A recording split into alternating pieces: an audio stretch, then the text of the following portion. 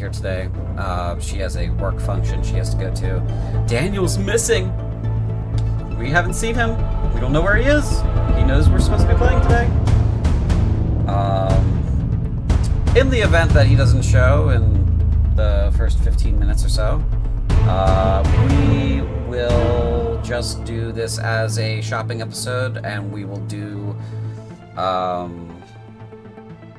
episode 7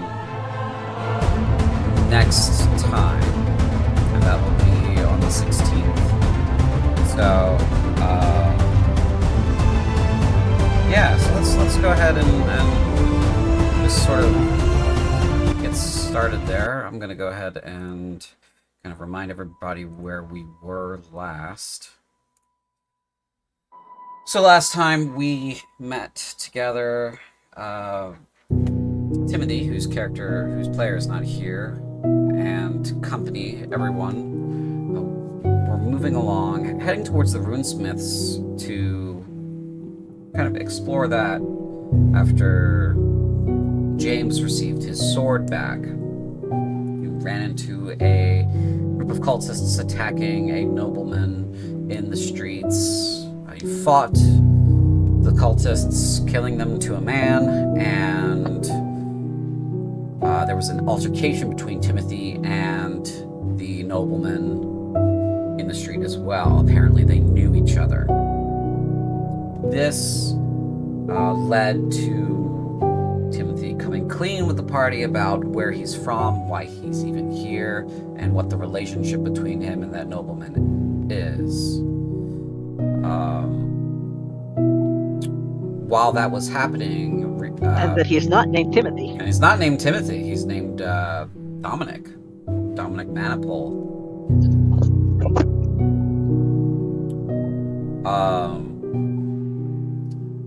At that point, Vera was waiting for the guard to show up. When they did, they sort of shrugged and said, well, these bandits we'll take care of the bodies of these bandits.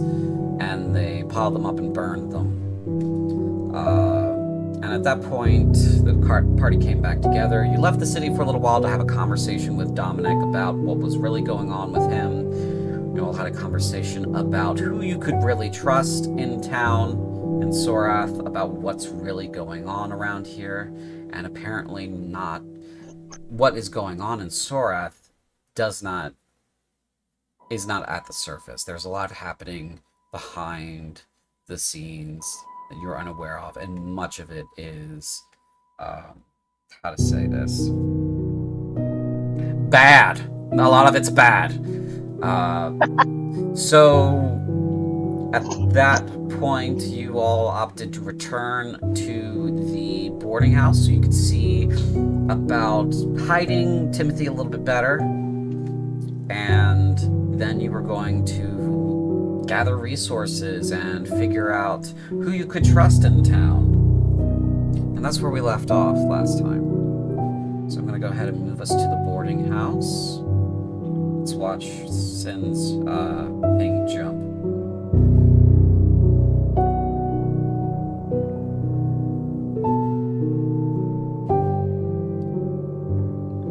It's like 3 seconds between each token that gets loaded for her.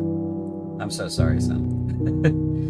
Is your computer still alive? It's okay. Okay. All right. Yes, my computer is just fine, especially now that I've got Firefox, but okay. It's just slow. Alrighty.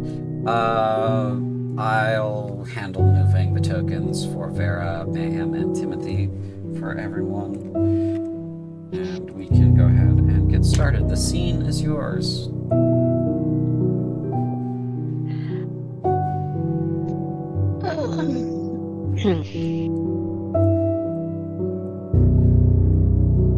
So, that was a thing. Mm-hmm. So, we need to hide Timothy.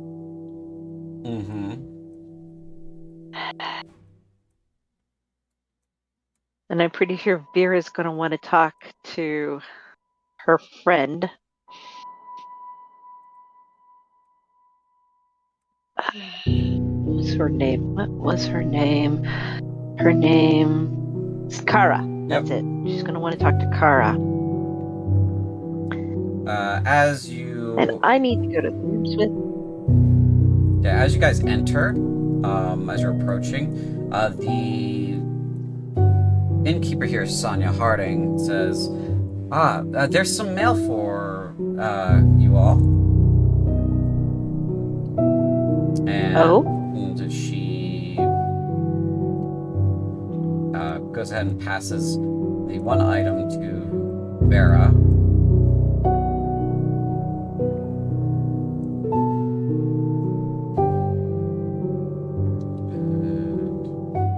Come on. There it goes. Okay, so that one is zeroed out. Update.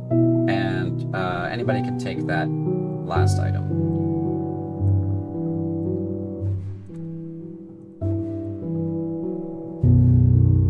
To open that, it opens just like any other treasure chest in the game. You double click on it and it should pop up a object that says pile of mail, and there should be an item called Note from Sorath in there.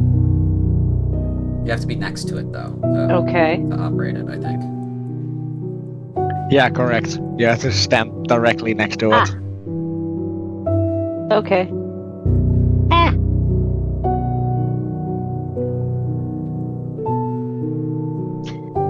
There. Update item pile. I lack permission. You should have permission. You should be able to, like, just claim the item. Okay, there. I was updating item pile, so yeah, there you go. That doesn't work. It happens. Come on. Yes, it does. How do I open it, though? So it should be an item that went straight to your inventory. It should be under loot, and then you just click on the item, on the text of the item, and it should drop it down and open it. Okay. There it is. Sorath, I am on job today. We'll see you tonight. So, well, that's good to know. Is there any other mail?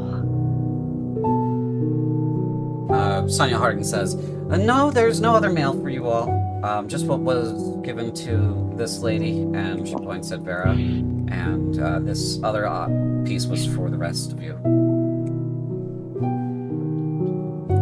Okay. Well, thank you very kindly. What time is it, GM? It is... In-game. In-game, it is about 12:35 p.m. Okay, so I think some lunch. And I think lunch would be a good idea. We can discuss our options. What is up for lunch today, Sonia? Oh, we just have some regular stew and some cheeses, as well as some fresh fruit and bread. That sounds delightful. Some for all of us, please. Okay. You can go ahead and get it from the bar there. Timothy in here. Okay.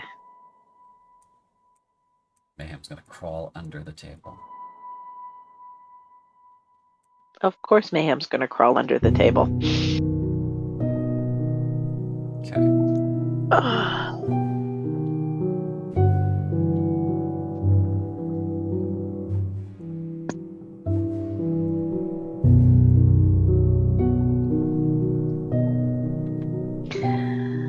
So, James. It's been an exciting day so far. Yeah. You could say that, yeah. Yeah. I don't think it's a good idea if we leave Timothy alone.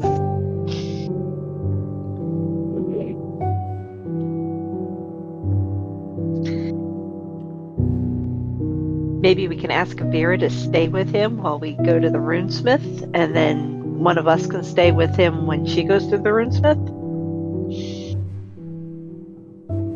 That should be fine with me.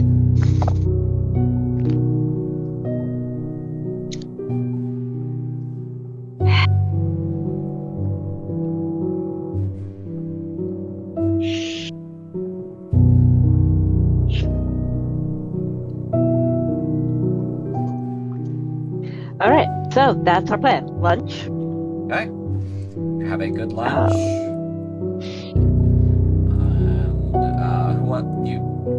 Do you want to go to the room? Go ahead and go to the rooms. Go ahead and go to the roomsmith. Okay. Sure. Alrighty. I don't want to do a whole lot of like extra stuff for the game while we're missing half of our players. So mainly shopping and stuff. Okay, so the runesmith is here in town. Okay. And it'll take you about an hour to get there. You have to go through the streets, you have to go through the checkpoint up here. So, okay. About an hour later, that'll take you guys to roughly 2 in the afternoon. You can access the runesmith's shop under your player journal, under places, under Sorath, and it should say Sorath Runesmithy as the shop there. You can also access it from the map. Under your journal notes button, there should be it's a toggle, and it should be able to. There you go. I think I made it visible. Might be invisible. Now it should be visible. Yeah, it's visible. Okay, you should be able to see it.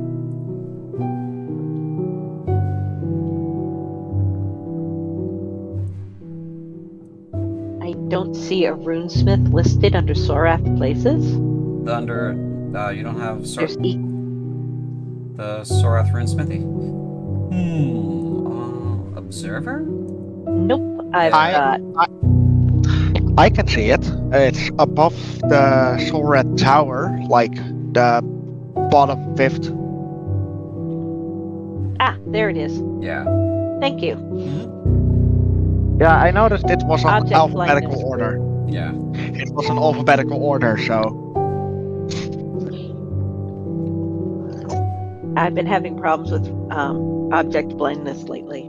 Oh, unfortunate. Okay. Yeah. Okay, let me put on something a little bit more shopping-like. Shopping! Let's go ahead and do this one.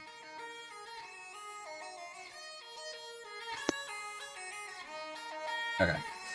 So when you enter his shop, Jasper Shadowwalker, who introduced himself to you, Raven, James, as the mage that was contacted by the Sorath training, the Setrak training facility, to take a look at your sword. He is the one that told you what he told you about the weapon, that mainly try to resist its attempts to control you. If you don't do what it says, it might try to, force you to do what it wants, which is mainly just slaying undead as far as he could tell. Not really a bad thing, but dangerous to perhaps yourself and others who may go with you. So just be aware that that's what it's after, mainly as far as he could tell. Otherwise, it's not malevolent. Alright. But it is reckless, so... Yeah. When you enter his shop at the Sorath's Runesmithy, you do see that it is partially a blacksmith's forge. There is all of the usual equipment and accoutrements that go with a blacksmithy, as well as several sections that have just material components for spellcraft, as well as some tomes on the shelving, and some example items sort of in cases that are locked. It says, welcome to my runesmithy. How can I help you all today?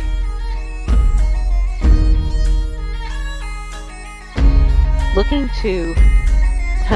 for runes and possibly an enchantment. Okay. Against the undead. Ooh, so looking for some enchantments, possibly against the undead. Oh, as far as I know, the undead are a little bit vulnerable to fire, some of them. I can do that as a basic elemental imbuement. Also can do light, such as radiant light. I can do lightning, I can do cold, and I can do sound, I can do thunder.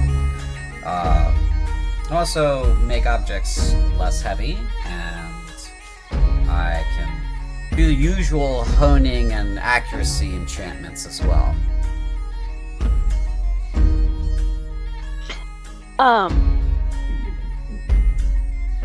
She lays her axe on the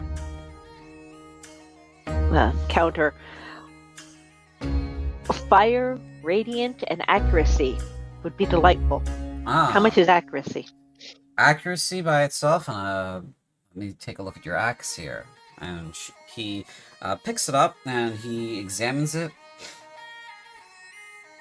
And he turns it over a couple of times. It should already have one level of enchantment on it. It does. It does already have a accuracy and honing enchantment on it.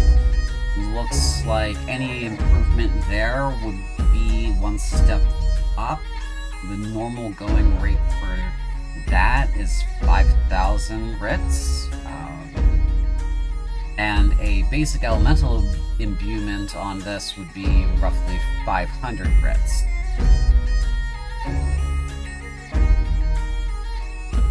Can you give it both fire and radiant? I can do that, yes. So that would be 1,000 writs total. Then please do. Sure. That's fine. He takes it and will charge you 1,000 writs for it.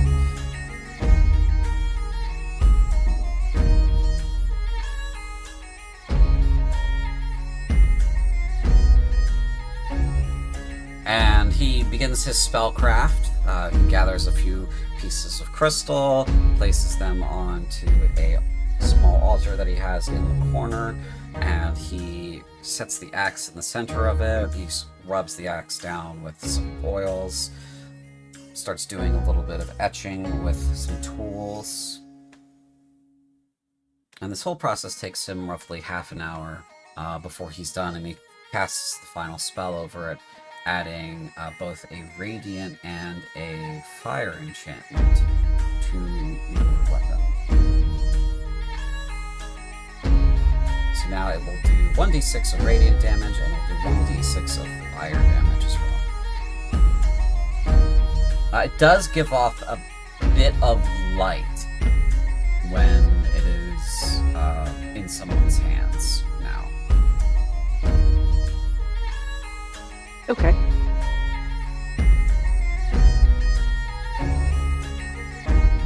James, is there something you want?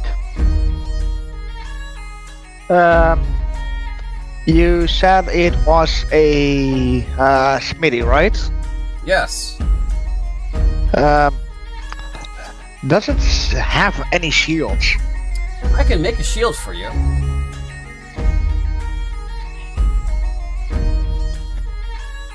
That would be excellent. Are you looking to have it enchanted as well? What could you do, and what is the rate? So, making a shield for the purpose of enchantment, the only one that I have that would make sense that I can do relatively in a relatively stable fashion is Featherlight, which would reduce the weight of the shield by about a quarter of what it weighs. So, if you, for example, if it's a 10-pound shield, that would take about 2.5 pounds off the shield's weight. bring it to about 7.5 pounds. A lighter equipment's always better. Reduces your fatigue, reduces your, how much energy it takes for you to go about your day with that on your back. Especially useful for you mercenary or military types that tend to be traveling all over the place. And if you're going to be going through, hunting undead, as it were, as we know that you might be compelled to do, carrying around lighter stuff will help you keep your stamina against those forces that have bottomless stamina. So there's that. That enchantment's about 500 gold pieces, 500 writs, and a shield by itself is roughly, 10 writs. I can fashion one for you for that cost. But if you're just looking for a regular shield, I recommend going to Eagle's Blades. They're over on the northwestern part of town. They're in that district up there. That is the Travos district. I suggest going about the main thoroughfares for that. A little bit less pickpockety. The kids around there have sticky fingers. Good to know. Do you have anything that will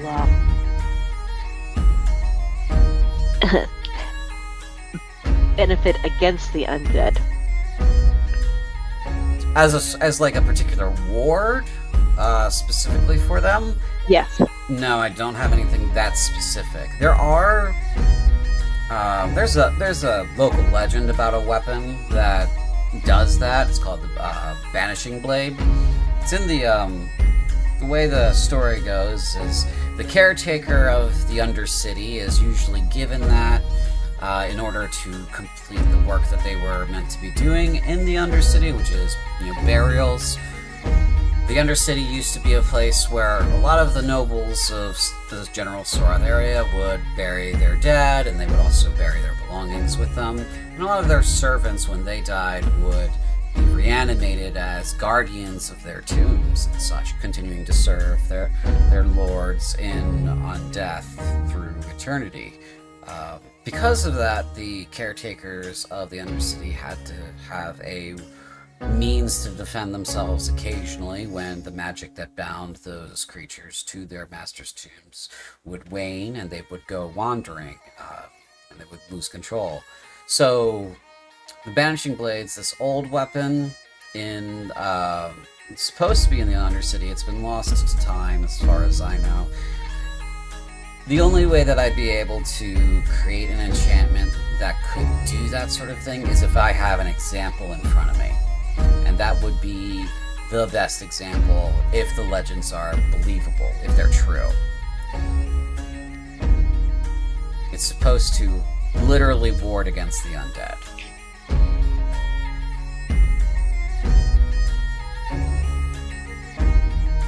Fair enough. Otherwise, I can give you light, I can give you fire, lightning, thunder, cold, all day. Honing spells all day. But other than that, pretty tapped. That's the extent of my talents, unfortunately. There are some other enchanters in the country that could probably do that. Few and far between, though.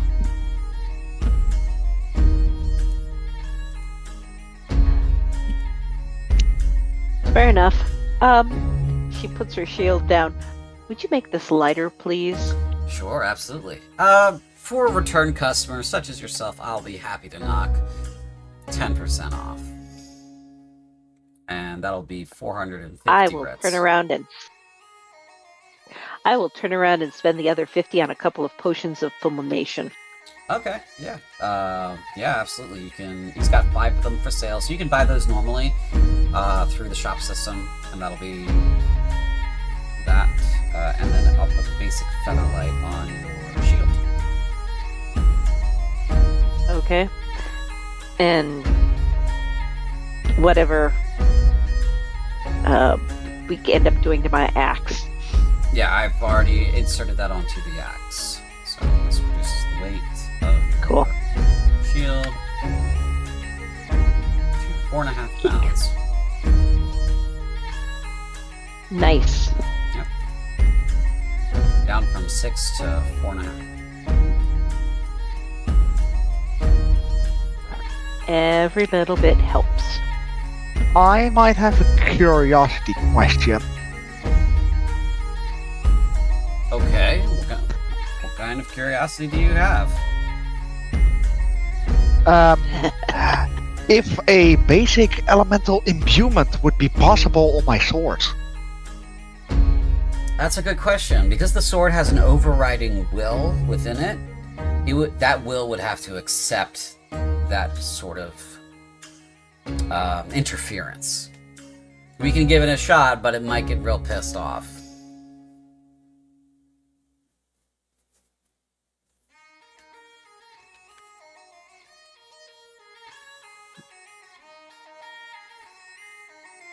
Yeah, I'd rather not take the risk. Alright.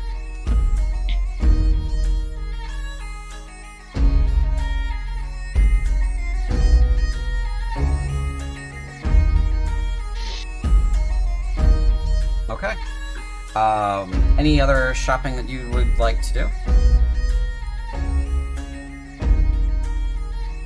James is still going to look for a sword at the... James is still going to look for a shield in second place. Okay. That was recommended.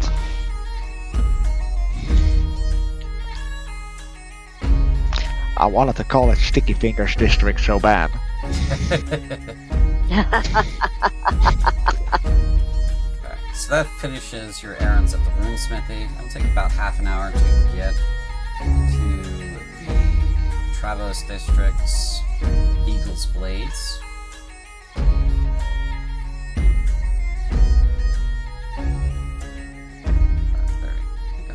It's about 3:30 in the afternoon. When you get there, Eagle's Blades is in the same journal section. When you walk in, there's this older gentleman, small spectacles on his nose. He's got a little hat on, and he's looking over a mace. As you walk in, you look at all the weapons on the walls. You notice there is not a single bladed weapon in here. Everything's bashing and bludgeoning. He goes, "Oh, you looking for something to smash some bones?" More looking for something that protect my bones from smashing. Oh. More specifically, a shield. I can do that. It'll be about a day for custom work like that. Could do it. Yeah. How much will that run me? Since it's a custom job, I'm gonna need one of the apprentices to help me with it. Not as young as I used to be. And he does look like he's approaching his twilight years. Call that 13 writs.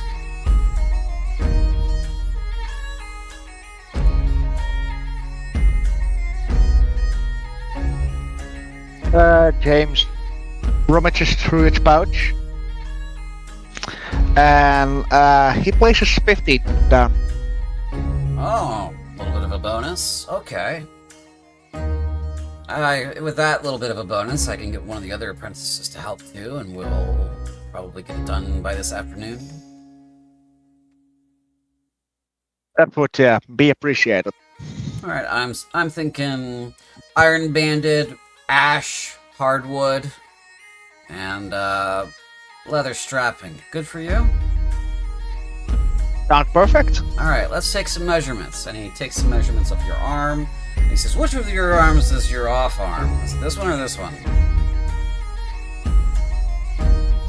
You're left or right-handed?" I am, and he thinks for a moment. I'm right-handed. Okay, so he takes your left arm, and he does some measurements of it. All right, so what are you thinking? Are you thinking a buckler? Are you thinking a kite? Are you thinking just what are you thinking? What would you recommend with a sword like this? And he taps the sword on his back, on his side. So for swords, you don't want to be weighed down too much. Spear doesn't matter so much. You can use the shield as a balance with the spear, but a sword, you don't want it to be too big. I'm thinking 2.5 foot round shield. Iron band around the edge, in the center, and ash center wood. Sounds good to me. Alright. Anything else you want with that? Can I introduce you in a Morning Star, or maybe a Warhammer? I'm more of a happy with my axe, thank you. Alright. That's fine. Come back this afternoon and I'll have your shield for you. Will do. Okay. He takes your 15 writs, and he will have your stuff in a few hours. Oh, I already took it off my character sheet. Oh, did you? Yeah, I just took it off again. Oops. Yeah, I have a module for that, and I totally spaced. I was like, oh, that's Reanne's stuff, and then I completely did not notice that you were on there.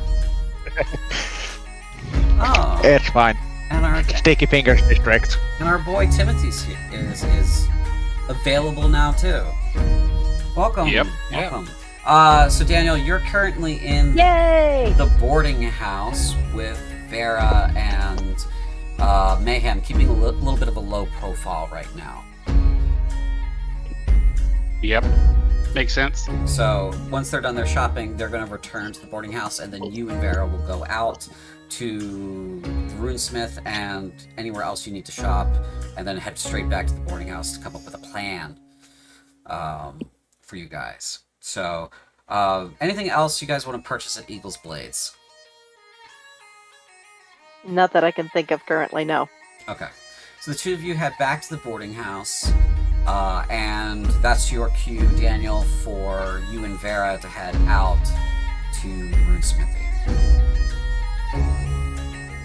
So the Runesmithy is down just south of the castle, south of Sorath Tower. It'll take you about an hour to get there. It takes them about half an hour to get back from where they were. So you will arrive at the Runesmithy around 5 p.m. Is that good for you? Yep. On the way, I'd like to stop and pick up my Denty that I paid for. Absolutely. Okay.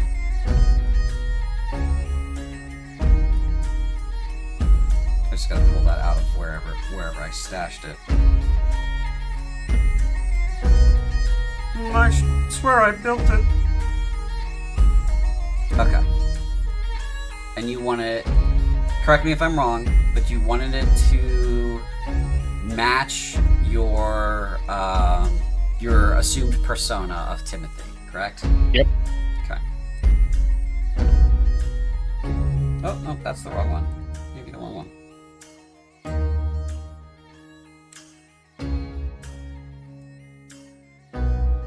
Even though my cover is blown, it still might be handy to have. It might be. And I already paid for it. And you paid for it. Yeah, that's the most important thing. You paid for it. All right, so that's now in your inventory. You picked that up. You've paid for it. They say, pleasure to do business. And you're on your way to the Runesmithy. As you enter the Runesmithies, he says, well, I've had quite a lot of business today. What can I do for you? And that is a shop in the journal, so under the Sorath folder. Sorath Runesmithy. It says, I'm Jess for Shadow Walker. How can I be of assistance?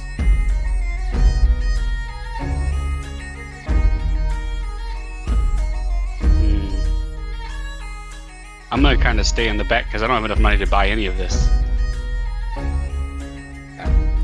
Vera wanted to get some enchantments done.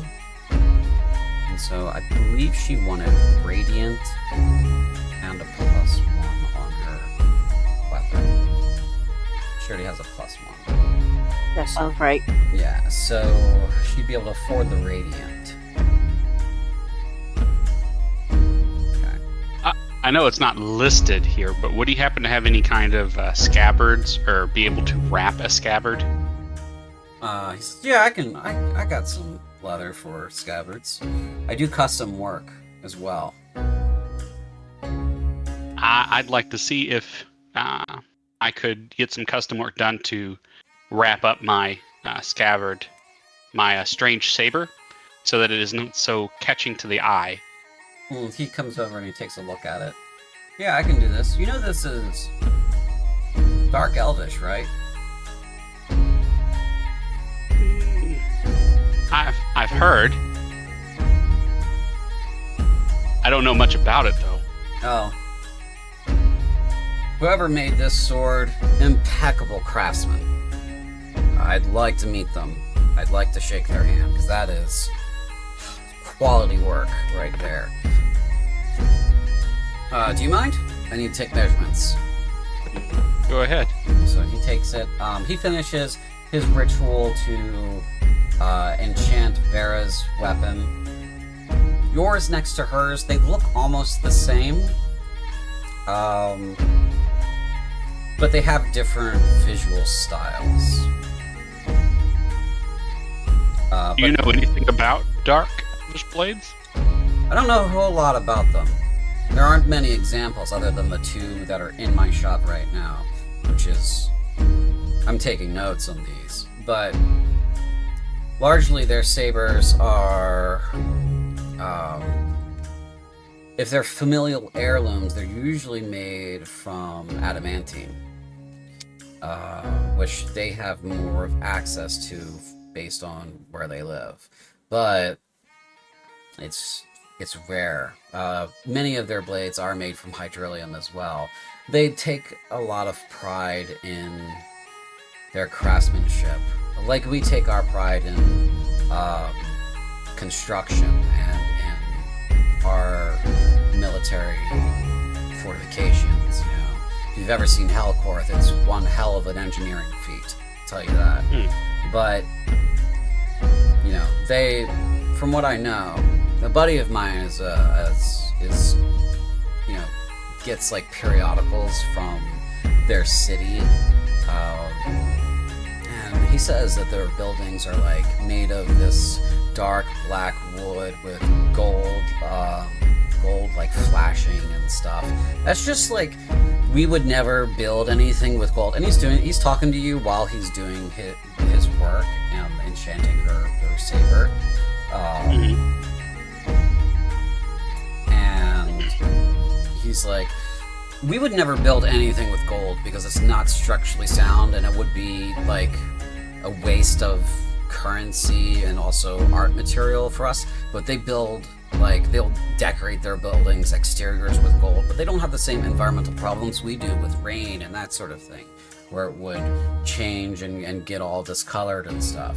So yeah, it's a totally different way of building and artisan work, and it's really wild stuff. These 2 weapons are very different, but they are the same pattern of weapon, which is interesting. This one was probably made maybe 200-300 years ago, and yours, based on its little pocking it's got along its edges there, it's probably way older. It's probably way older. Good to know.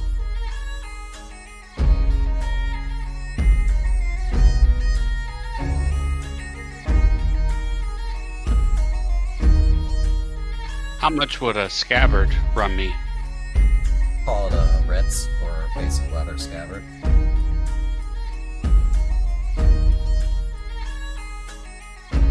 That'll work. Okay.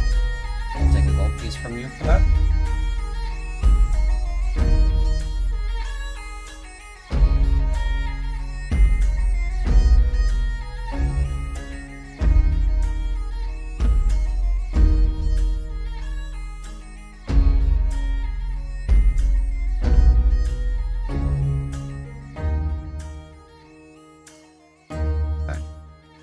And her enchantment costs 500 reds.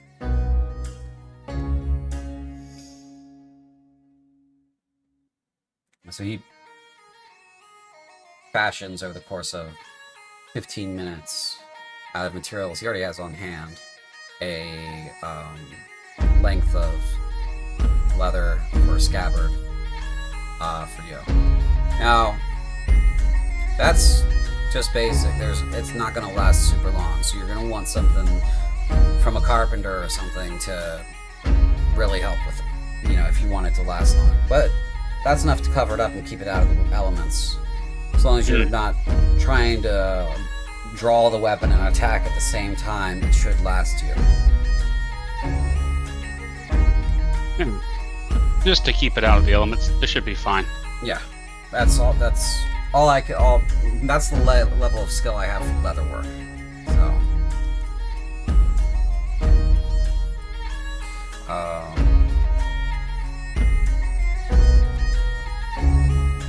So he finishes up with that.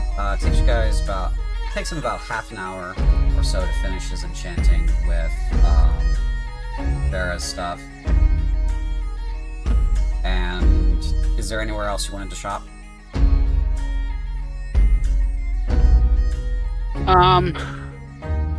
No, not until we come up with a plan of what we're going to be doing, I guess. Okay. Then it takes you another hour to get back to the boarding house. And we will return to the boarding house. So this is getting on in hours right now.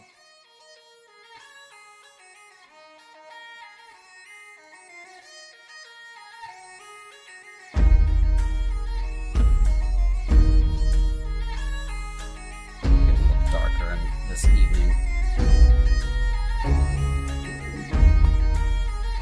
You guys return and you're back at the boarding house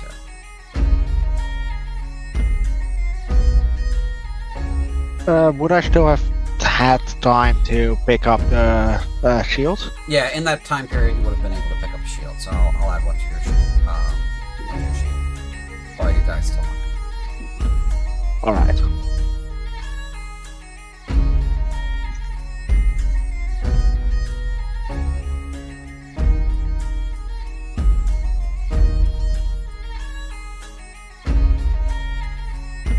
You find everything you need, Timothy? I believe so. A lot of the enchantments were, unfortunately, a bit out of the price range, but Vera was able to get what she was looking for, and I found scabbard cover, so I'm not quite as showboaty. That's good, and, what did you want? What enchantment did you want? I felt maybe something to help with those undead creatures.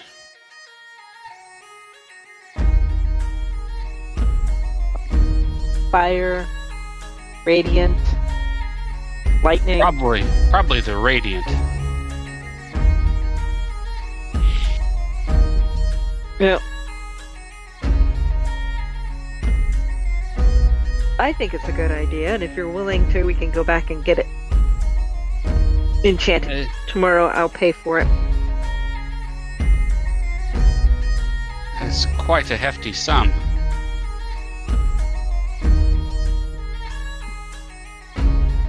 I don't think that'll be a problem. Okay, then.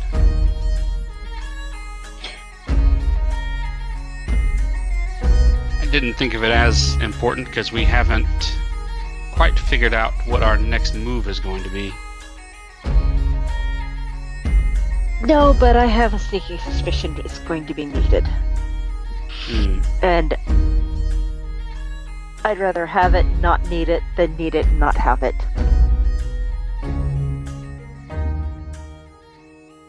Fair.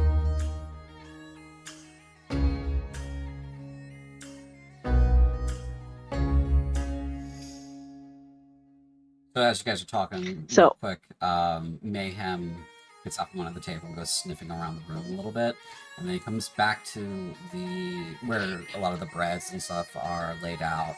The stuff that lasts a bit longer when it's laid out, and he yoinks a full-length baguette and runs off to a corner with it.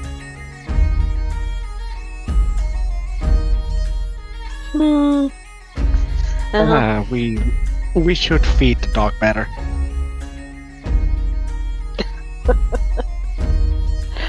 We will feed the dog better. Alright, so in generals, I think not tonight. Tonight would be bad, because I'm not doing it at night, but perhaps tomorrow we can go and take Piper back to the graveyard.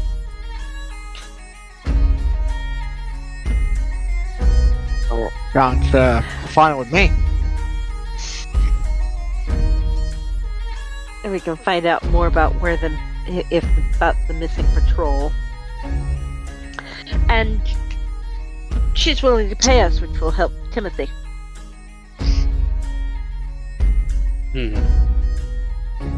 What are we going to do about the cultists?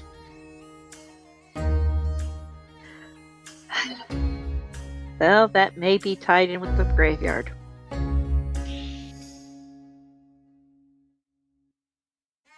There's only 4 of us. We cannot fix everything at once.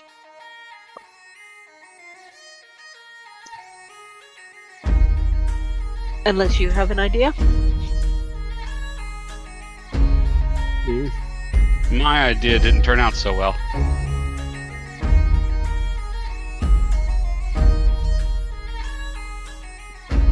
So it's as good as an idea as any. Most recent one, no. It was a good idea. It just lacked something in application.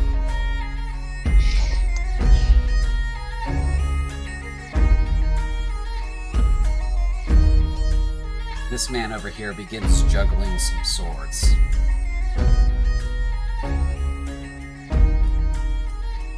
Really? Juggling in front of my salad? He drops one.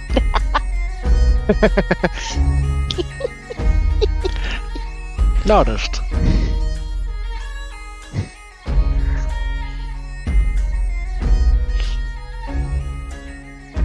We did contract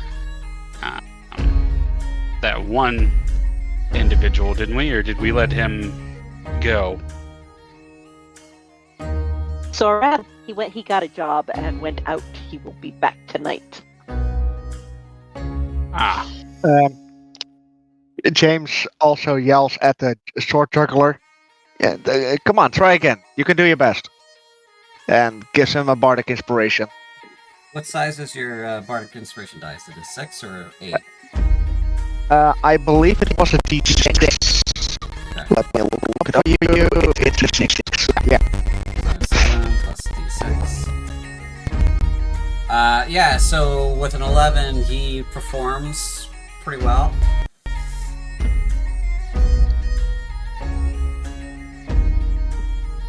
Hey, that's what I'm talking about. Yeah, so now he's juggling normally. He's got it. These are short swords he's juggling. There are 3 of them. He's got 3 of them in the air. Moving between hand, behind the back, over the head.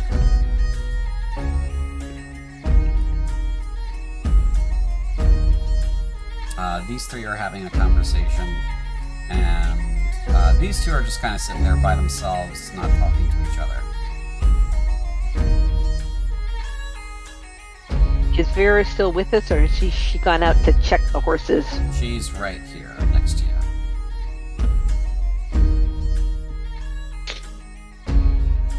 I'm impressed that she hasn't gone out to check the horses. She'll go check the horses.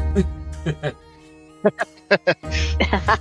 DM takes the hint and checks the horse. She checks the horses for a few minutes. It's Vera. She's going to check the horses. Yeah.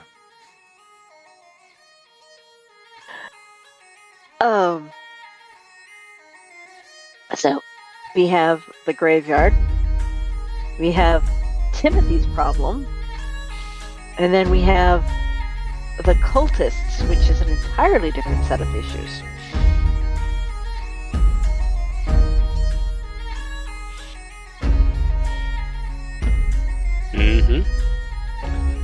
Yet probably related to one another in some way or form. There's also a certain individual that I believe you ladies have been looking for. Yes. Yes, there is. And I'm afraid he's probably tied up in this mess. Way too much.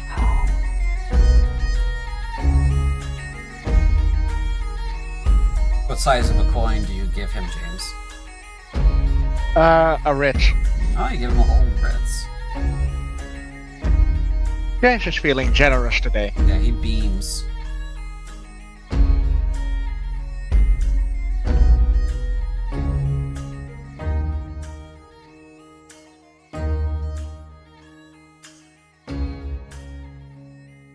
Reanne is going to go talk to Piper and see if she wants to go to the graveyard tomorrow. Okay, while you go over there, I'm going to have James and Timothy roll a perception check.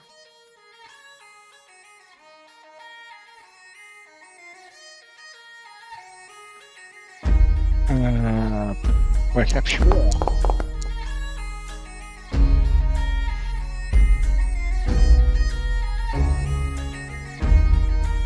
Eight. Dominic, whenever you get that perception check to me, that would be great.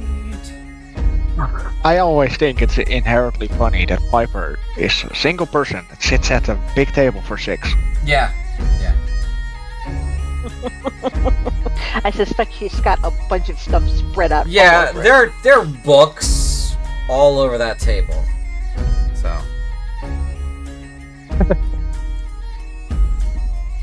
Which is very understandable. Yeah. Daniel might have stepped away for a moment. Nope, I'm still here. Sorry. Oh. Perception check, please.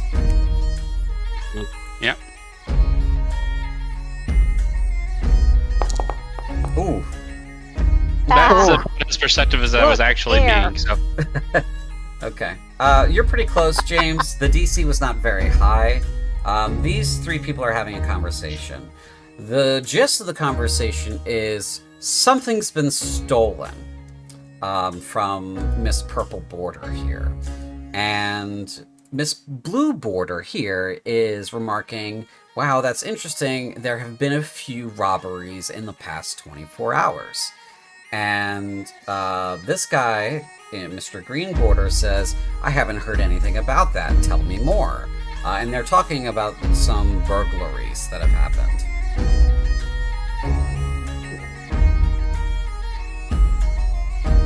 So, and you wanted to talk to Piper. About going to the graveyard tomorrow morning. Yes, she is nose deep in... If she still was interested. Yeah, she's nose deep in her books, and she says, oh, sorry, do you need me for something, Miss Reanne? Well, I was wondering if you wanted to go back to the graveyard tomorrow. Oh, yes, that would be great. I don't need any particular samples from the graveyard itself, but several crypts are still unaccounted for, and we haven't been to the Undercity yet. No, we have not. So we can see about, say, your crypts. Say, about 10. We have a bit of an errand to run beforehand. Sure, yeah. I'll be ready at 10. Perfect. Great. We will see you at 10. And she nods.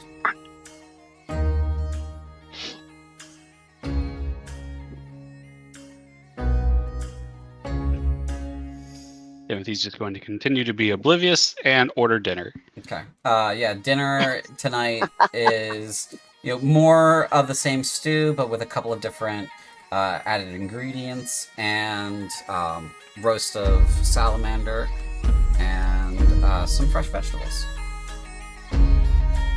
Ooh, fresh veggies. Yay.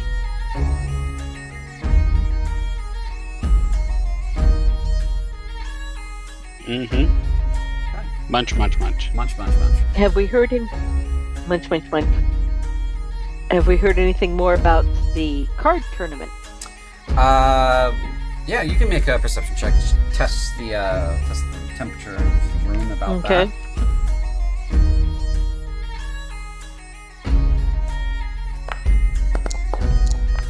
Come on. 15. The patrons aren't particularly talking about the card tournament at the moment, but you do get the gist that these two are here for it and they're excited about it. But you're also getting the But these two over. these two over here, these two. Ah, okay. They are excited about it, but you also get the idea based on just their general demeanor that they're performers and they're hoping to make some money off of the crowd as providing entertainment.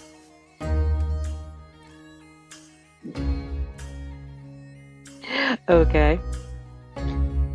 Do we know anything about the people at the far table? This far table over here in the corner?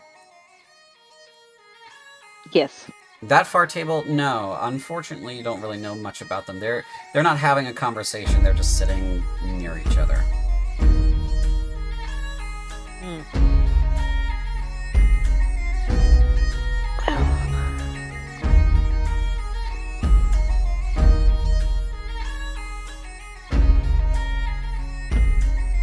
All right. Well, I don't think there's anything else I can pick up at this particular moment, From that 15, or should investigate. you do pick up that these three are talking about the theft that occurred to Miss Purple Border here.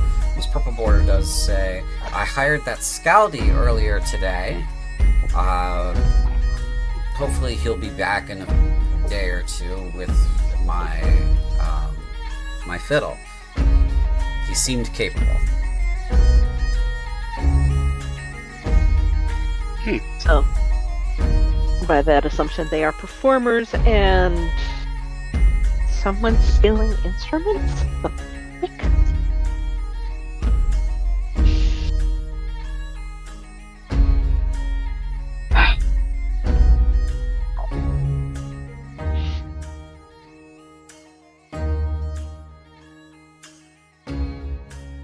GM, what time is it? After dinner and some conversation, we're getting closer to probably. It's probably been about 2 hours. You're getting closer to 9 p.m. It's a few minutes before 9.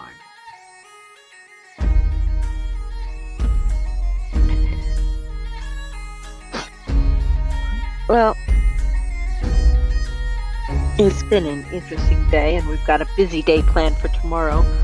Do you think an early bed would be in order, gentlemen? Didn't we get a note that we will be seeing someone tonight? Did we? The loot item note from Sorath. Yes, Sorath said he would be back tonight. Yeah. According to his note. He's the Scaldy.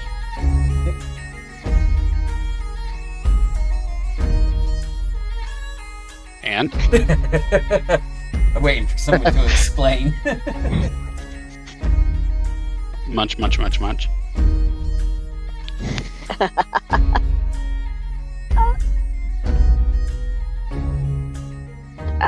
Do we need to stay up for Sorath?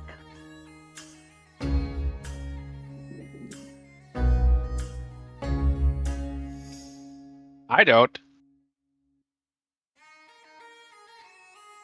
I mean, we can leave a message with Sonia Yes, we can. that we When do you want to leave? that we will see him in the morning. Okay. I think that sounds like a fine note to leave him. You want to do that? Sure. And he gets off the table and walks to the front counter. Okay.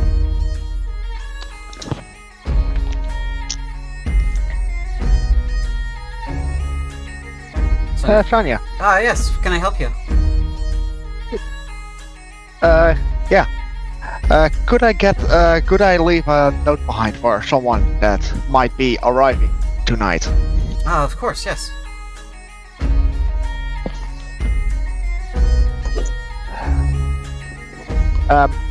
It's for Sorath.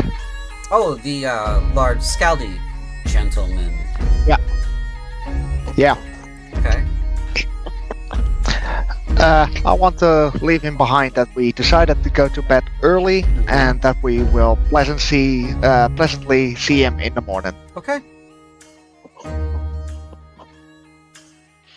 And she writes that down, and she folds it up and puts it on her desk. Thank you.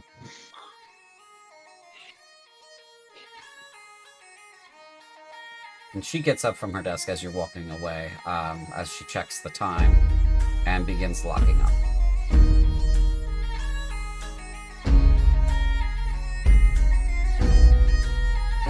James returns to his chair to finish up his drink.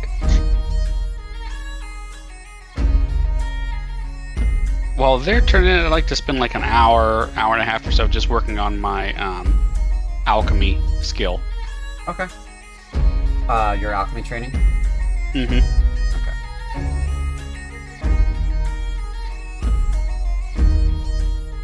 And she's gonna, of course, go around all the rooms while that's happening, and the help are going to leave because they're done work for the day. She locks all of the doors.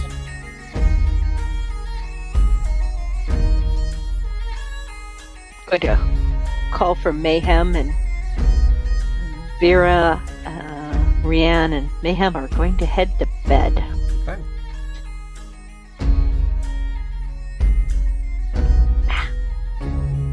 I'll just move them into your room. That's this one. Okay. This door. Yep. This one. I'm on the wrong side of the door. You are. There There you go. we go.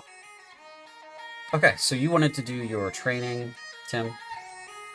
Yep. Go ahead and roll me a...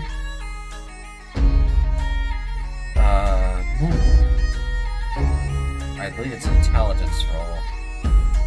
Yes, it's an intelligence roll.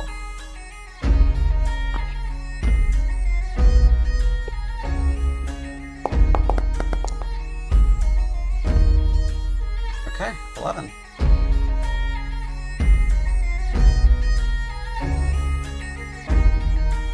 That is 11 points of progress towards your training.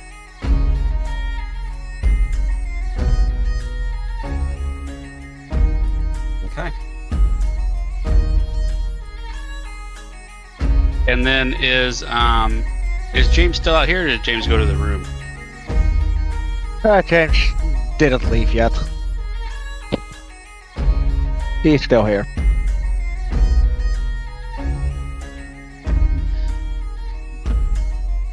I think after Timothy practices the potion work a little bit, he's gonna pack it up and put it in his bag. And then remember that he has a very weird amulet in there that he's going to grab a hold of but not take out of his bag. So you're just holding it in the bag? Yeah, kind of like turning it around and looking at it. Is there any, like, can I do a perception on it? Sure, yeah.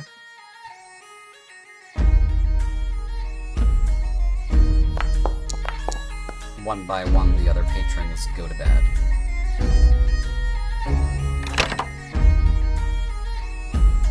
Okay, with a 12, you notice nothing that you didn't already notice before about this particularly strange amulet. Other than, you notice as you hold on to it, the darker reaches of the room are visible to you.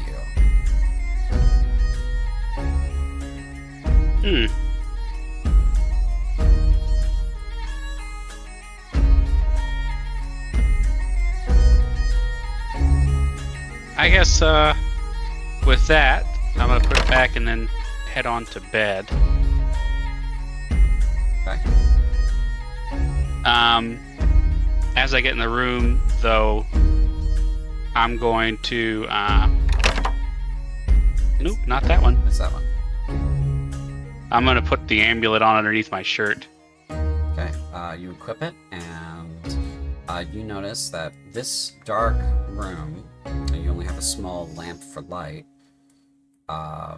is more or less visible to you. There's no trouble seeing anything in here. It's just everything's got a shade of gray about it. Handy.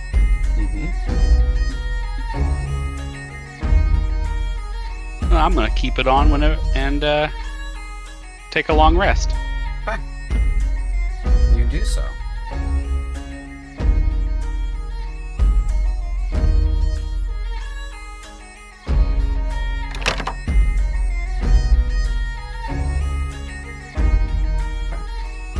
And James, what are you doing? James is just sitting there, pondering a little bit. Mm-hmm. About 10 minutes after Timothy has left, James will eventually also get up from his chair. You'll notice as you get up from your chair, you and this man are the only people left in the bar.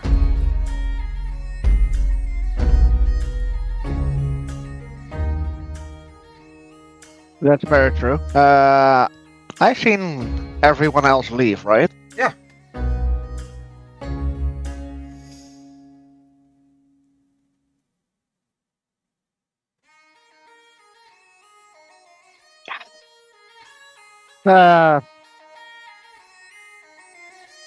James look at him for a moment, and then does the all-knowing nod that every man knows, like, good night. Uh-huh. He returns the nod. And leads towards the bedroom. Sure. You see Sonya going up to bed herself.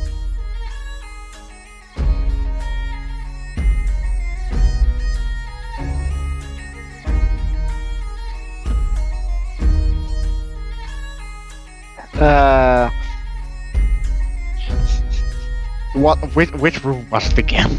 It's this one. All right. Hey, can't blame me because I have clear vision of the other room, but no visions of this room.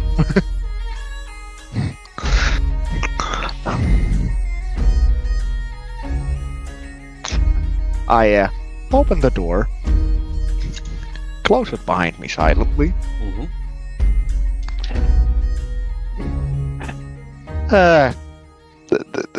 Go in bed. Time for a long nap. Okay. You can all roll yourselves a long rest. Excellent. Rest, rest, rest. Rest, rest, rest. Sweetest dreams of revenge. Big nap.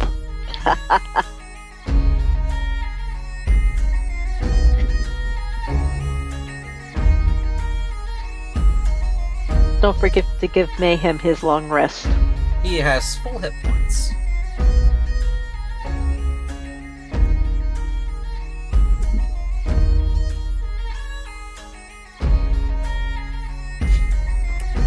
Okay.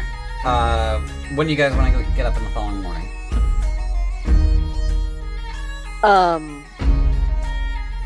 Early. I believe the runesmith opened at 8, Yes. which means 6:30, breakfast, grab Timothy, and take him back to the runesmith. Get stuff done and be back by 10. Okay. So, a few minutes before 6 a.m. 6:30 a.m. You will wake. And Mayhem will be up too. He's pawing at the door. Mayhem is a good boy. He's pawing at the door. Open the door. You open the door for him. He runs across to the door over here.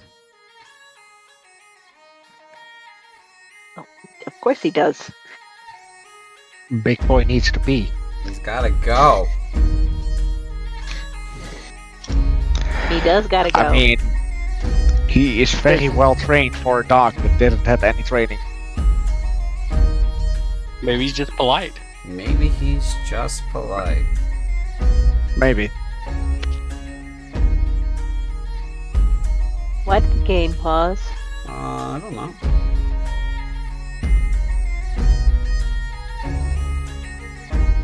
No particular reason for the game to pause, huh? No.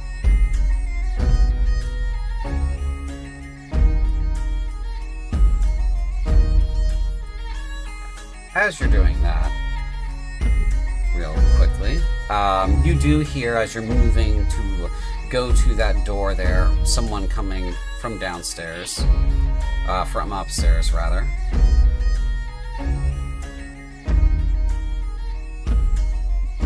Just real quick, gonna move Okay. them.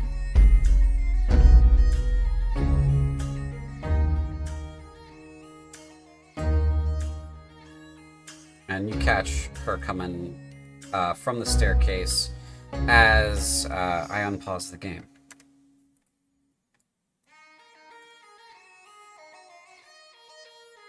She says, "Good morning."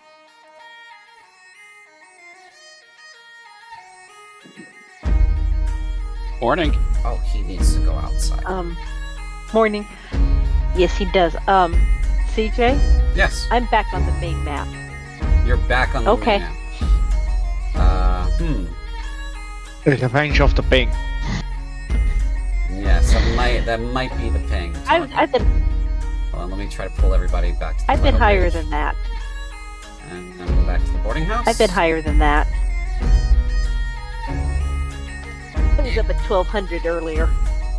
There you go. There you are. Yeah, thank you.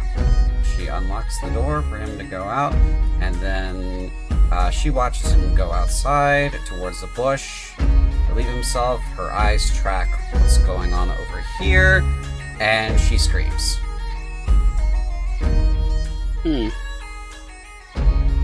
Bit early for Why is she breakfast. screaming? There's a body in the street. Oh, wonderful. Hold on a second. Approach it carefully. Yep. That is indeed very wonderful. Is this like one of those big lizard things? Like they bring a bird to your door, only it's like a body. I hear what you're saying. No, it doesn't appear that way. Reanne, as you approach the body, there's something familiar about it. It's not Sorath, is it? No, it's not Sorvak. No, this looks to be a young man, well dressed, filthy though. But the clothes underneath are in pretty good shape, you know. And as you get that close, you begin to realize that they look very familiar. He's got red hair, and It's airy, isn't it? you get a little bit closer, and you see that it does look to be Elethal.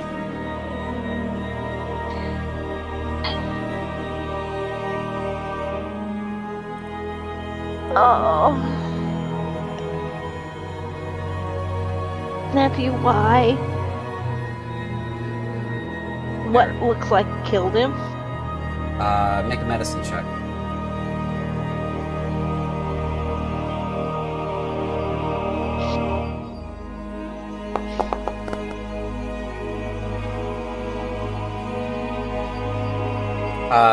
He looks like he has been run through with a sword.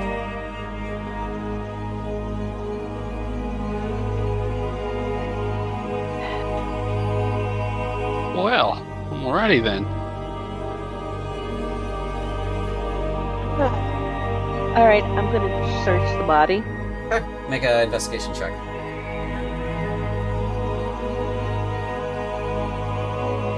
I will quickly cast False Life on myself. Just as a precaution. You find this blood-stained letter and his sword. Elithal's rapier. Does it look like it's been used? His sword? Yeah, it's got some pretty heavy nicks and gouges in the blade.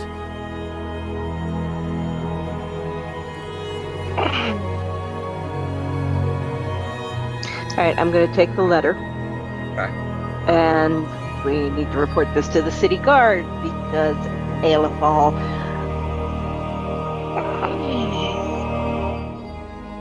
is one of the sons of the Duke of Ariash.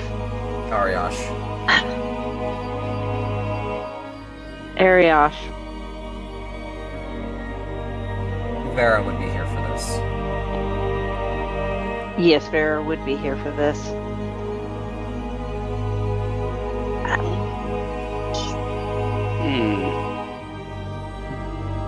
I'm gonna poke the body with my foot. You. He's well and truly dead. Yeah, he's Timothy, dead. Don't do that. Be kind and get a blanket, please. I'm gonna go get a blanket, lettering about being a paladin and knowing how to do a ceremony for.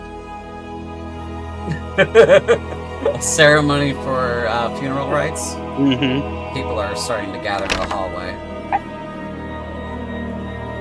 I'm gonna go get Raven's blanket. You,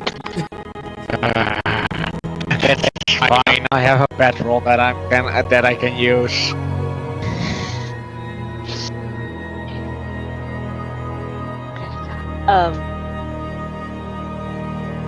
Talking to Vera, we've got to contact the city guard. Then I'm going to have to write Scald and tell him.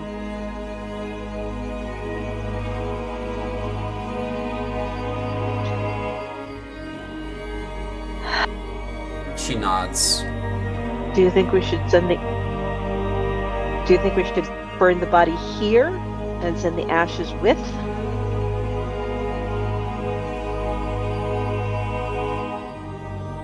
She says, I think they'd want to see him.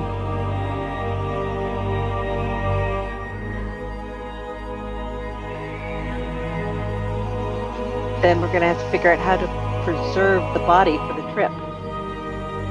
She nods. I'm sure there's a funeral specialist here somewhere.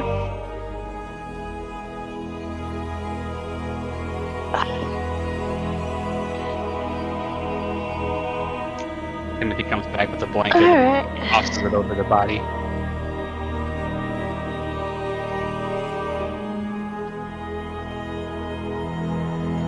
Why can I not pick up the letter? That's Erethal's. There. There you go.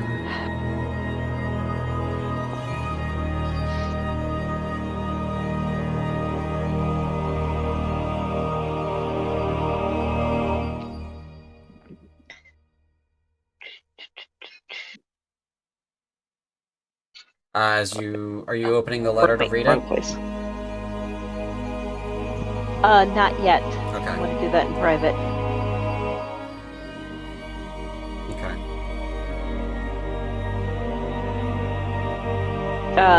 We're going to need to contact.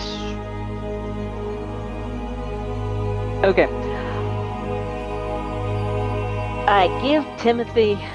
Reanne gives Timothy 500 writs. Go get your enchantment done.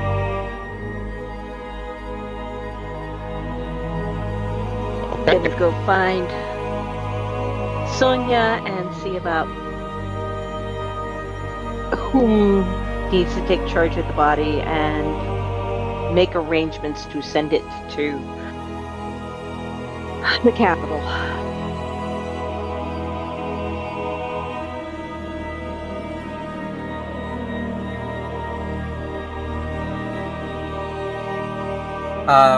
Make a perception check, Timothy. Alright. Let me roll.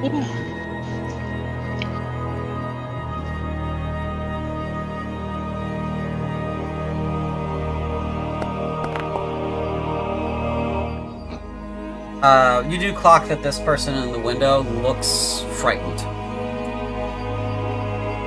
I give her like a thumbs up, She's not like even... reassuringly. Yeah, she's not even looking at you. She's looking at the body, frightened. Oh, well.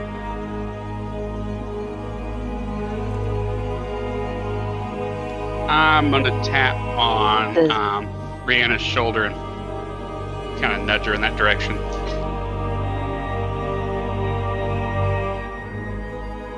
Look up. Look, Reanne's looking, going, what? Does she see where is he pointing or anything? You know, Yeah, suddenly? he's doing like that awkward, like, you know, eye, like point, like, you know, look over here, kind of. She'll look over there. Yeah, you do see this young woman in the window kind of staring at the body.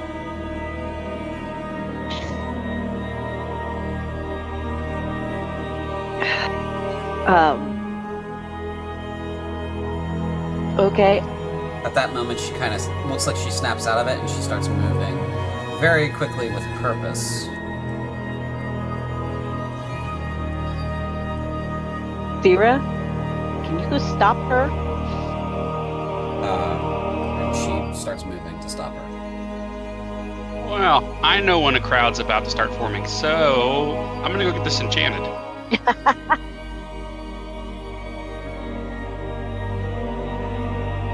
Alright, Reanne's gonna wrap the body up and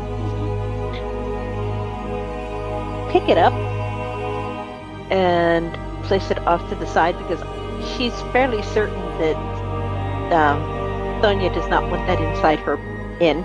Yeah. Okay. And then go find out from Sonia whom is supposed to take charge. Whom do we tell about a body? And where can I find a funerary?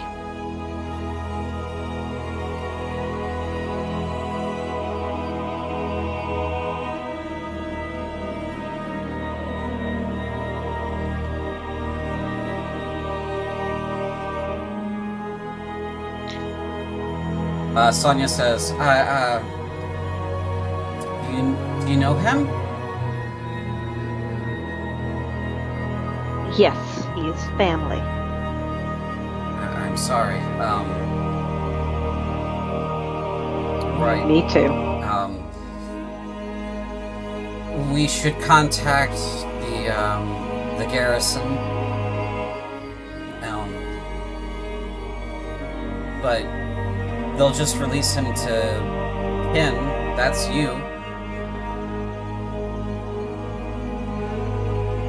There's still a proper procedure that needs to be followed, and he needs to be sent home. She nods. So we have to figure out how to do that. Hold on a second. She opens her little green book that's on her desk and flips a few pages. If you leave it in my care, I can have it sent to a mortuary, and they'll take care of it from here, from there. If you, him, they'll take care of him from there.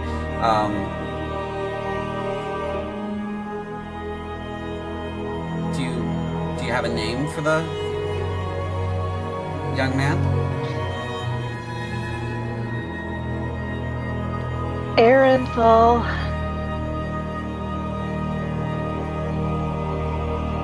Veriash. She writes down Elethal Youngest.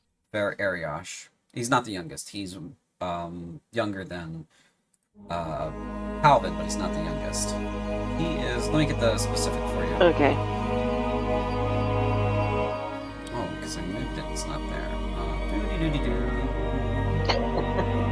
Doody-doody-doo. Sorry, the spreadsheet that I use to keep track of all these people is not where I left it. It's in a different folder now because I moved stuff because Foundry has gotten big and fat on me.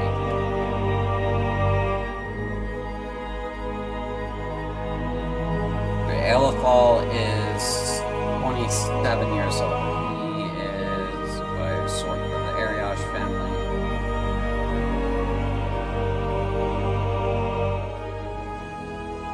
He is the third oldest. So he's one of the two middle children.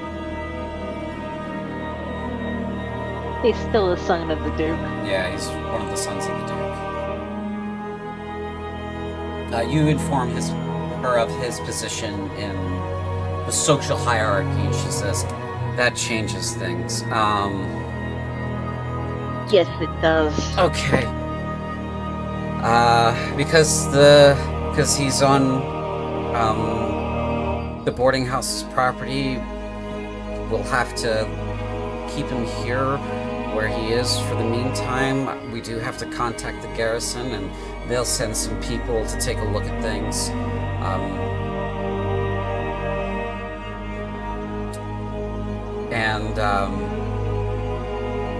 Since you're a member of his kin, do you mind being the contact for any of the official business? No, I do not mind. She nods. She says, I have your name and stuff already. Just need to wait for someone to arrive, and then we'll have someone coming from the guard. After about an hour... We'll meet... Oh, go ahead. What were you going to say to her? I was going to say, have you sent a runner for the garrison? I don't have the means to do that here at the boarding house. We're waiting for the shift to arrive that will be guarding the boarding house, and we'll have to have one of them go and get someone from the garrison. So they should be here any minute, really. They're actually supposed to be here before I open up. Which is a good question. Yeah, where was the overnight guard? She And not a question you can answer, it's just a question. She kind of blinks stunned, like she didn't think of that.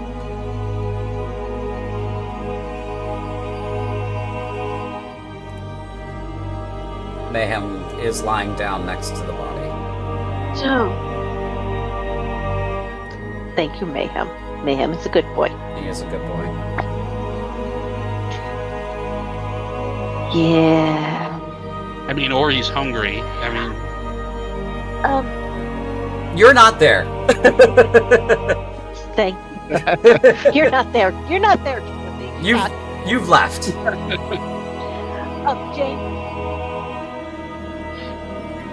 James, would you be so kind as to tell Piper that I think the trip is off the books for a bit? Perhaps tomorrow? Yeah, I will. Thank you. And Reanne's going to look around and see where the guards are supposed to be. When you saw them last, they were... And I interrupted you, I'm sorry. No, you're fine. When you saw them last, one of them was standing here, one of them was standing here. That was last night when you guys came back. You figure they've got to be at least somewhere on the property.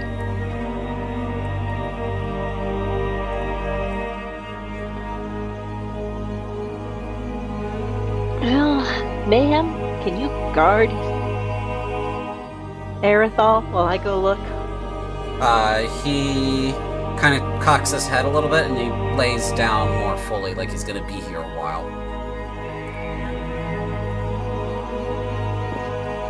Thank you. You're a good boy. I'm going to go looking for guards.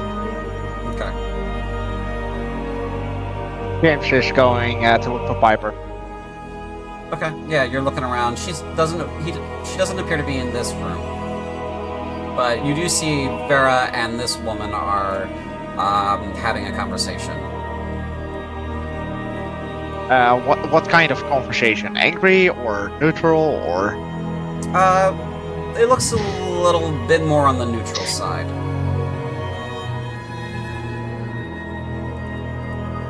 And I see that the unnamed, the piss yellow gentleman is still sitting at his table. Yes, he's still sitting there. When you're over here, Alright. go back over here, Reanne. Go ahead and make me a investigation check.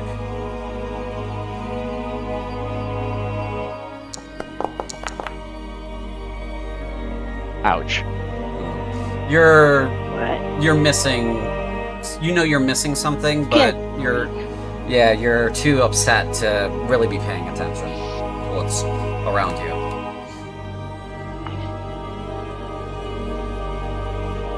Ow. I have not rolled that badly in a while. Yeah, you were due, and this I moment was makes due. sense. Alright. Yeah, and she can go back and check that. I'm a little more calm, but I'm looking for bodies, so Mm-hmm. because for all his issues, he was a good swordsman. Yeah, take a perception check over here.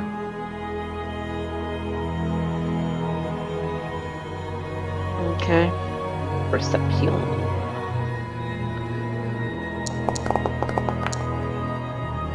That's better. Mm-hmm. There's a blood stain on the wall next to you. It's relatively fresh on this wall here. And as you notice that, you look around on the ground near you, and that sort of track takes you back onto the road here, and you see more of the blood on the bushes and on the grass between here and the road, and there's more blood kind of in front. There's a bit of a divot in front of you here. And you're piecing together from what you see here that someone came behind someone else and killed them. There's too much blood for it to have been just like a stabbing. It was brutal and quick.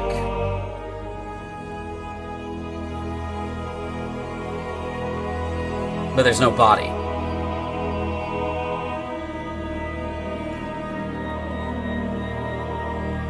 So, any sign of the blood trail? There's no blood trail either. It sort of just is gone. It's just there's this evidence of immediate violence, and then there's no other evidence at all around it. So it's Okay, not like that's weird. yeah, it's not like the body was dragged away. It's not like something tore into it. Not like a beast was like did anything to a body. There's just no body. There's too much blood for someone to have not been killed right here.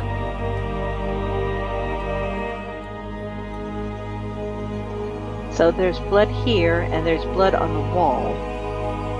Yeah, like someone came up from behind and slashed the victim from behind, left to right, and the blood splatter covered the wall, the grass, and the bushes.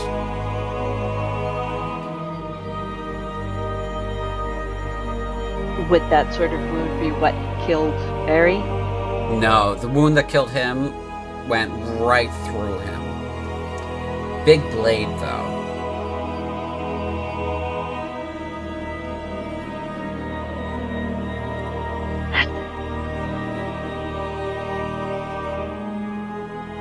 Alright, I'm gonna go back over and check the other side because my brain is nagging me. While she's doing that, James, you spot Piper and some of the other women in this room over here.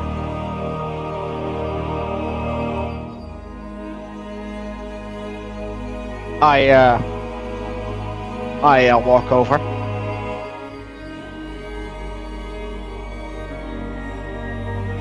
Are they talking by any chance? Yeah, they're talking. They're saying, "No, I didn't know who that was." Do you know him? No, I don't know him either. You know, it's that kind of conversation.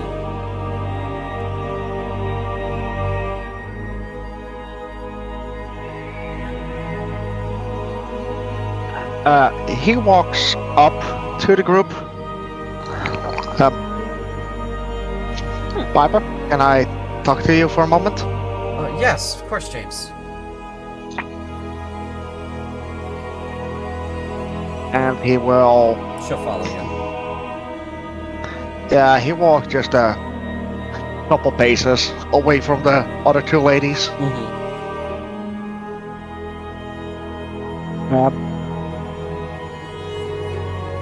Or need to call off what we had planned today. Understandable. It looks like Miss Reanne and Miss Vera know him. Yeah, family member, if I remember correctly.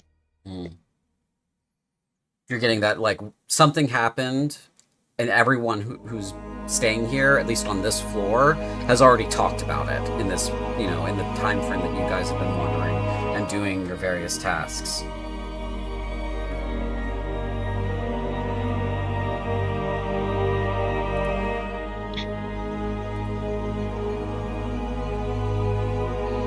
Did you hear or see anything by any chance? No, I went to bed after they did, and the next thing after I woke up, you know, when I woke up, was Miss Harding screaming.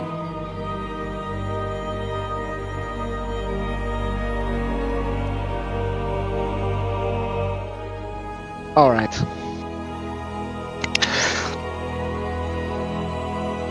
Thank you.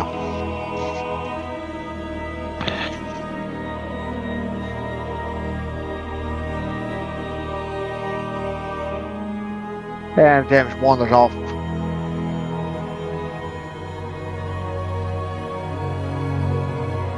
Okay. Reanne, if you'd like to make another investigation check here. I would. Thank you. Ooh. 6. Okay. Not very high. What is it about this side of the building? I don't know. Whatever it is going on over here, this area is giving you a little bit of the heebie-jeebies. You just don't know why. My rolls were also garbage. Yeah, you haven't had some good rolls today either, Daniel. So. It's the dice. We need to all swap our dice out. Yeah, probably.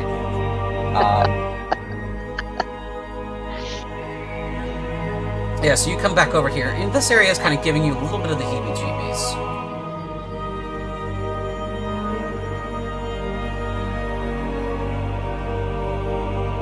I can't think.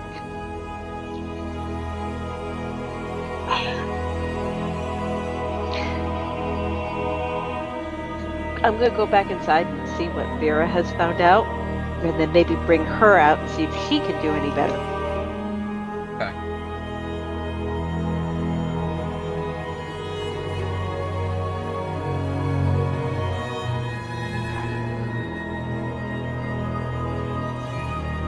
You see Vera coming out of the building. There is no sign of the morning guards. No. And Sonya did say they should have already been here or be arriving right now. Vera says, they should, yes. She says she was just scared. She knew him from earlier in the week. He hired her to do the same thing we were doing, same as James and Tim.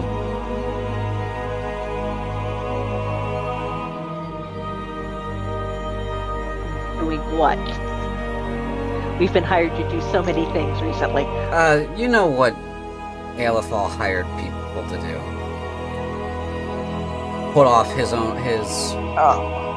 what his father wanted him to do onto other more capable hands. Yes.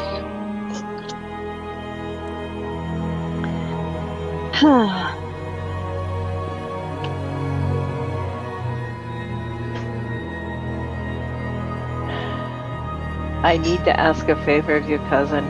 The morning guards are not here, and someone needs to tell the garrison about the body. Can you do that? She says, "Yes, I can do that." Let me go And get. I will stay here with the body. Let me get one of the horses, and I'm gonna go. She kind of goes this way first, and That then sounds like a fabulous plan. turns around and thinks it's gonna be faster to go through the building. Actually, hold that thought for a second, cousin. Oops, Okay. she's already gone. Nope. Never mind. That, I was going to ask her to check that side area. I'll do that on my way out. Okay.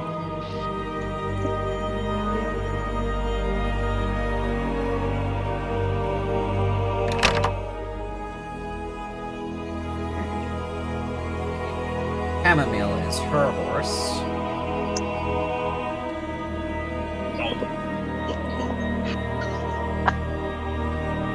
There we go.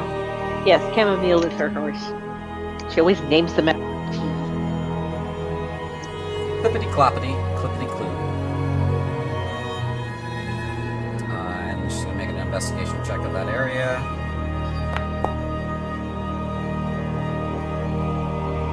And she's gonna come riding along. Doody doody doody doo.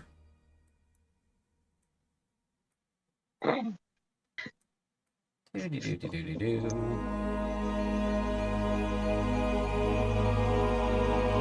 And as she's riding by, she's gonna look at you, shake her head, and shrug.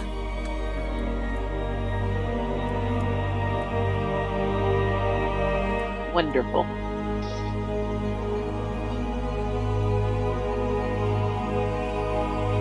Maybe, if we can get some Crown investigators, they might be able to figure out what is wrong with that side of the building. Okay.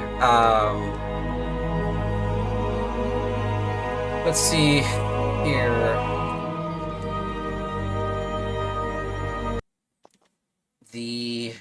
About an hour to go to the rune smithy there, Timothy. You wanted to get an enchantment there. Yep, So- just a radiant enchantment. Yeah, so it's a 2-hour round trip. It'll cost 500 Rits. And let me take that off your sheet. I don't think I added it, so I did, though. Just in case you wanted to use the money for something else.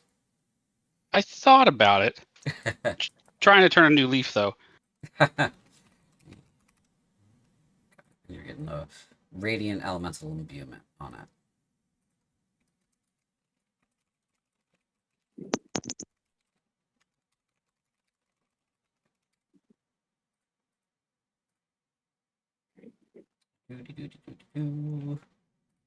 Oops. Radiant damage. Now, unlike other magical weapons, with just a elemental imbuement, there's no +1 on this. Okay. Okay. So it's just gonna do an additional die 6 of radiant damage, and it's just gonna throw off about 10 feet of light when you have it in your hand. That's all.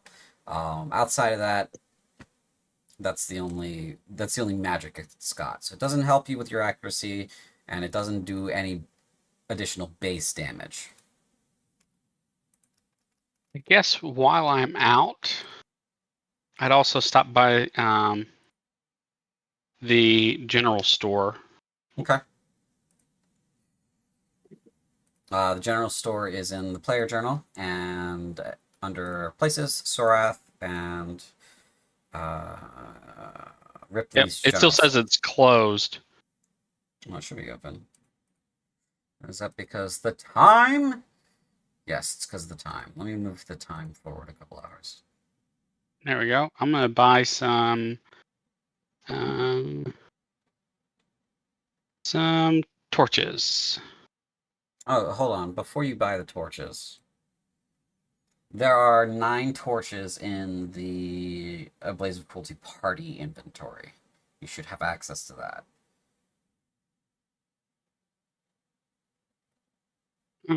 In that case, I will just get nothing. There's nothing else there that I want, so I'll just use those. Okay. And a second hour will go by, and you will return after that second hour.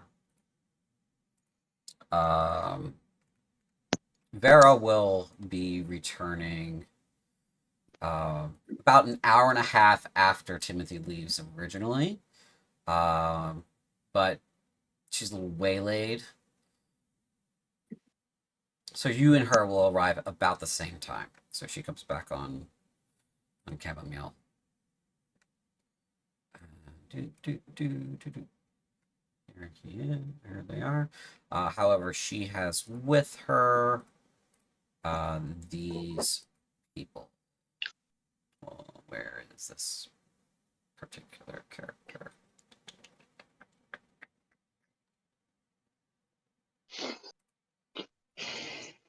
Where are you? I have all these folders full. Oh, here he is. Okay. Update. This guy's with her. And Yeah, I'm gonna turn around and just watch from afar. this guy and a few heavy infantry are with him. So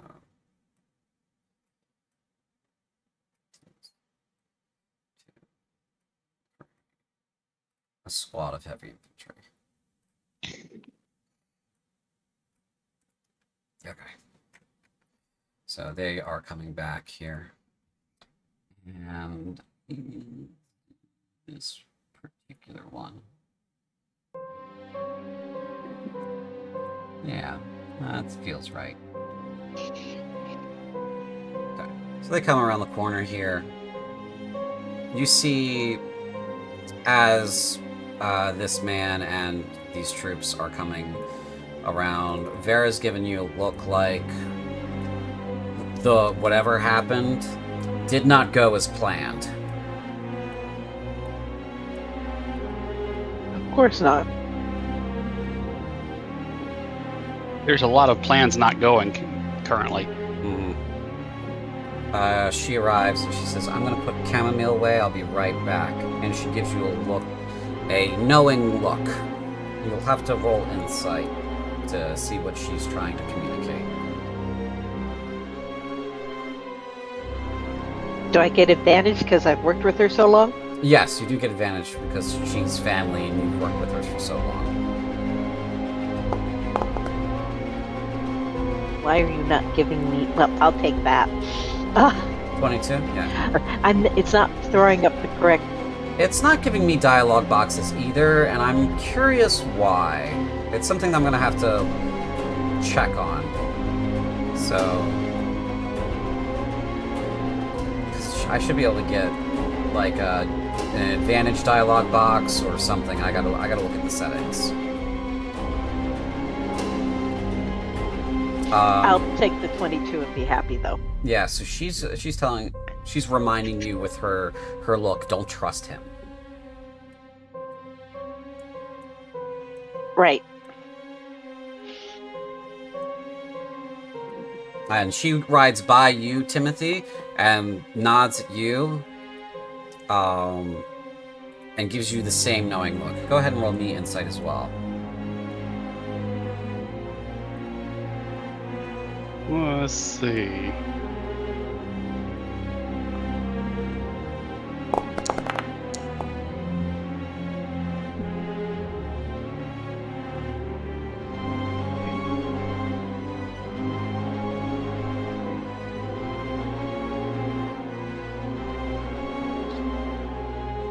There you go. 14. Yeah, that you get the gist of that didn't go as planned as you see who comes around the corner with her the first time.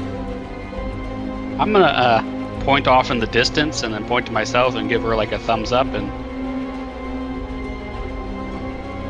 make myself scarce. Trying to just be like, hey, I'm gonna get the hell out of here. Mm-hmm. Right. He asked the area. Yeah. You wanna hide in the bushes, Tim? Yeah. Like down the road, across the street a little bit. Yeah, that's fine. Yeah, go ahead and stealth for me. We all know how this went last time. Mm-hmm. Okay. I only rolled 1 dice there, so I'm not sure why 2 rolled. Did you have control held? Nope. Or maybe shift? I don't know. It Armor, only maybe. it rolled 2 on the screen, but it only gave me 1 value. But I wish I could take the 19. What armor do you have? He's got chainmail on, so it's a disadvantage anyway. So it's 7. Oh, Yeah. that's why. And, So and eight. it did 2d20 keep lowest, so it did disadvantage. Yep. Yeah, so new to do that. That's interesting. Recently, the 5e system in Foundry had an update, so that might be native now. Because I used to have to remind players to do that. Okay, so you're in the bushes. You're lying down flat on the bushes, kind of keeping an eye on this. But you're like, man, I feel dumb. I would be better hidden if I was a child doing this. But they're gonna see me if they look at me. Okay, yeah. As Vera was walking past James, he would say quickly to both of them, you two know the best in this situation, and gives Reanne a bardic inspiration. Okay. Thank you. You're welcome. I may need it. By the way, Timothy, I forgot to tell you this. From last game's Great RP, you did earn inspiration from the DM. That's why you have a crown on your little token in the tray there. That does give you a free reroll. So if you want to use that right now, I wouldn't blame you. No, I'm gonna keep that for when it's important. Okay. I'm gonna be forever the tree peer. The tree peer? Yeah. Right. Okay. Yeah, so this man approaches. He says, I see we have some bad news, ladies. Lieutenant Jace Hawline at your service. We do.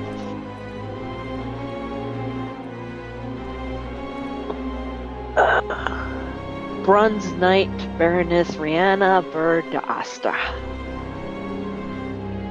And the poor soul with us is... I heard. I can't remember. Thank you. I can't remember his first name. Damn it. It's Aelithal. Like ale... Aethal. Ale, like as in the drink, and ethol, like almost ethanol, but without the nol. He's got a hard name.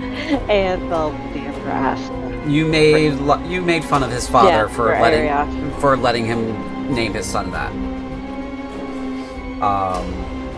Yes. Yeah. So he not. I make fun of Skull for a lot of things, but not currently. Yeah. He says.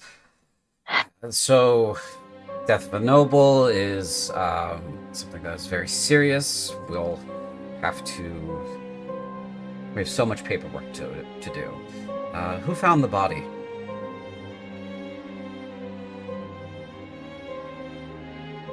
Technically, I did. All right, then. I wasn't the first one to see him, but I'm the one who identified him. Who was the first one to see him?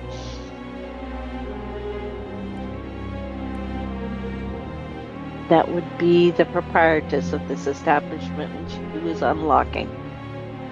He nods, and he turns on his horse and looks at one of his men and says, "Go and talk to her." "Aye, sir." heads off, walks past Mayhem, gives the dog a nod, and goes in and starts talking to Sonya. Alright. He was, according to your... I don't believe I caught your name. Lieutenant Jace Hawline. Hallline. Where were the guards? According to the shift log, they departed when they were supposed to last night. They left from the fort up on the hill, Tegan's Lookout, around midnight. They should have arrived here shortly after. It's not very far, and they should be here, and they are not. So there No, they are not. has been a security failing, ma'am. I don't know where they are. Suffice to say, we will be increasing security around the boarding house.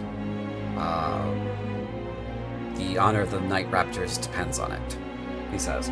And you guys now have access to his journal entry in the player journal. So I'm going to go ahead and open that up for you, and you, and you. Let's see. Okay. He says, now, I will have to return shortly, but please tell me what you found and your story as things go here.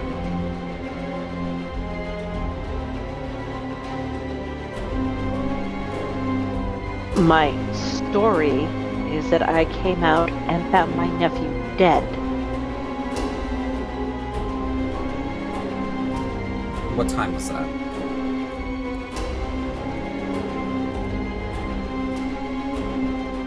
Approximately 6:30-ish. Early this morning. I had an appointment in the city that I've not been able to keep. Mm.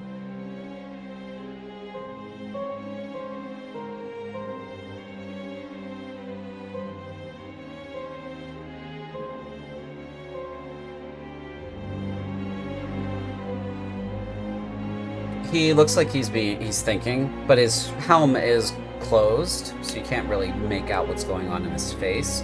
But the tilt of his head seems to indicate that he's thinking about something. And then he looks to his men and does a series of hand gestures, and they start moving. Anything else?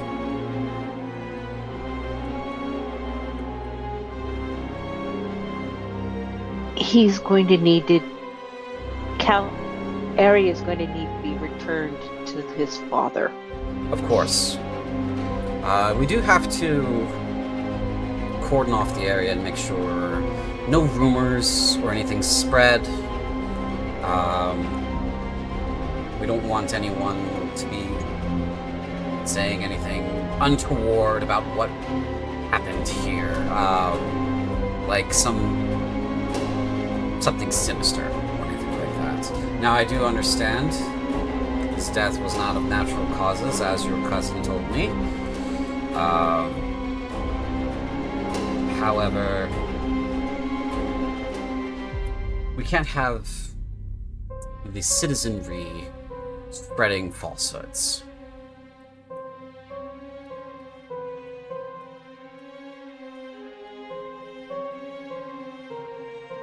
What exactly do you expect me to spread? Well, I would expect nothing short of he was mysteriously killed, as we have no idea who may have killed him. Correct?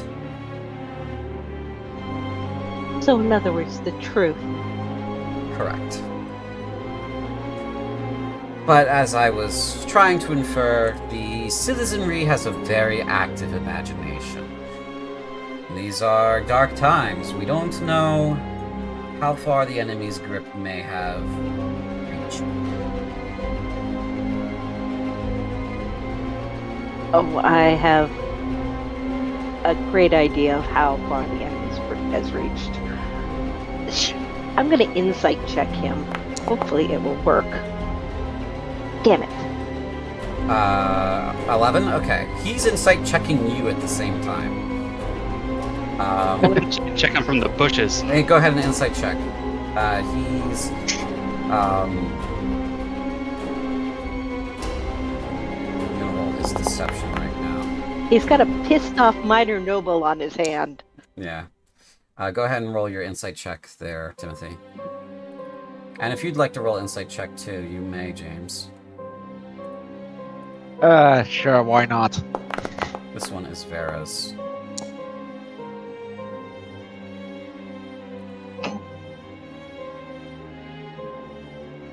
Okay.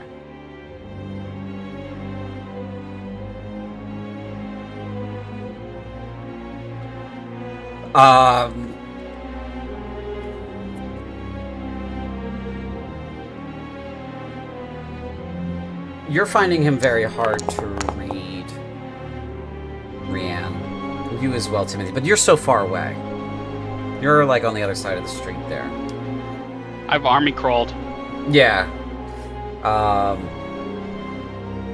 Vera's kind of caught unawares at the moment. And James, you just beat his deception check.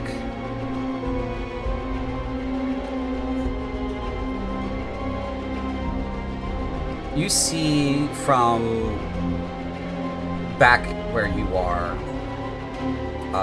his other hand is doing something. You're not particularly sure what that is that he's doing, but it looks like very purposefully done, slow spellcraft. Like he's doing the hand gestures for a spell so very slowly that it's almost unnoticeable. And you... that alongside his sort of kind of putting you guys in a verbal corner here, putting Reanne, making her kind of feel like she's a suspect to him. There's something not right here. He's doing something, he's not doing something he should be doing.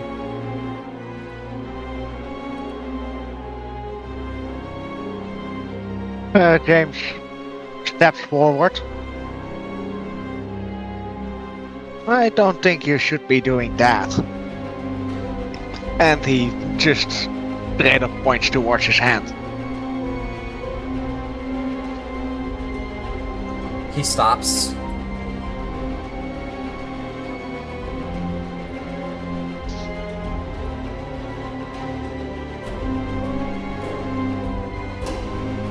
And what are you not supposed to be doing, Lieutenant?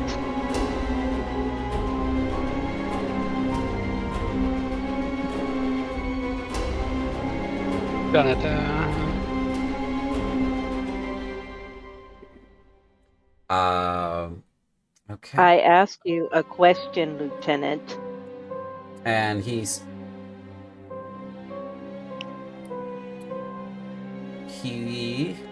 doesn't answer your question. Intimidation is real.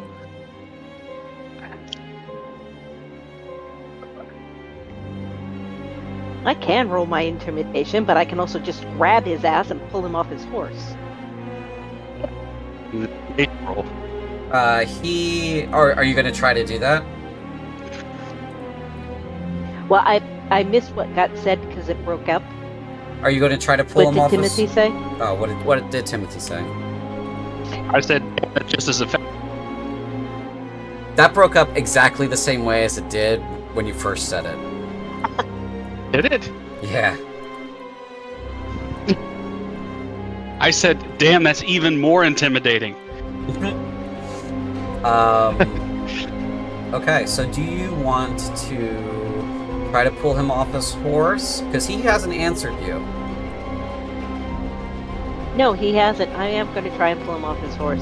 Okay, so we're going to go ahead and do this then.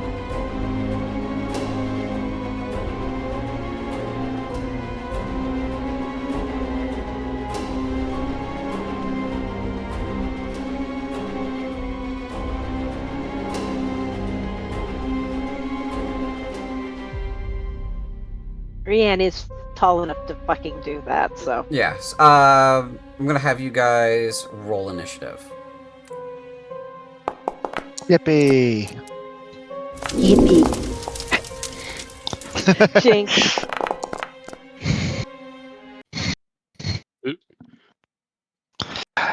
Also, don't forget, you still have bardic inspiration. This is true. I may need that for pulling him off. Maybe I can give it to you. Yeah, I gave you inspired. So it is on your character right now. Okay. Oh, that is wrong button. Okay.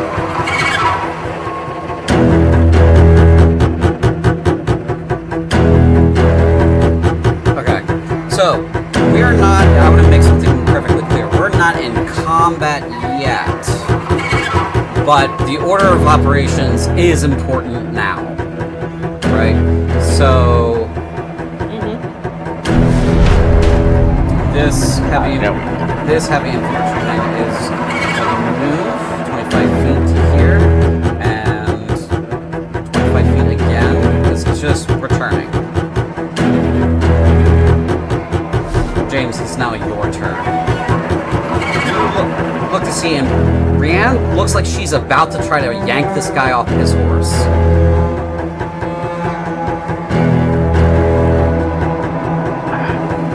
I am so not gonna stop her.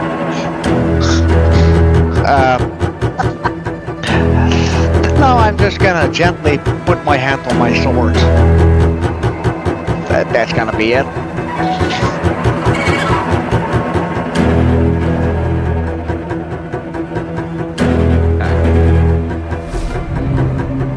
Reanne, make an athletics check. Try to pull him off his horse.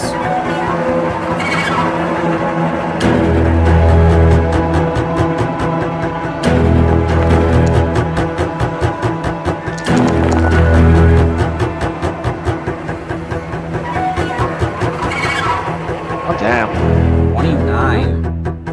Holy crap. Nice.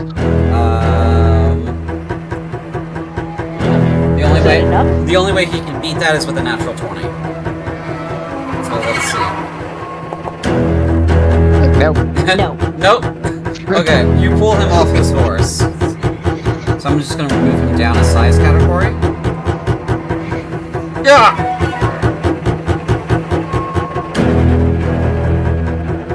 I asked a question, Lieutenant.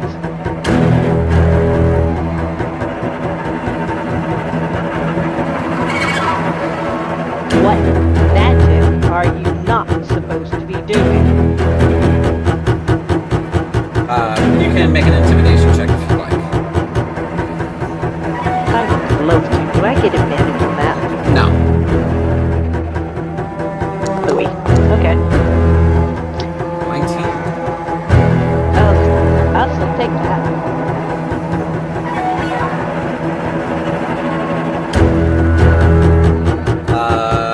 He is going to say... It's rather boring to be so proper all of the time, I guess. And he pulls his glaive from the horse.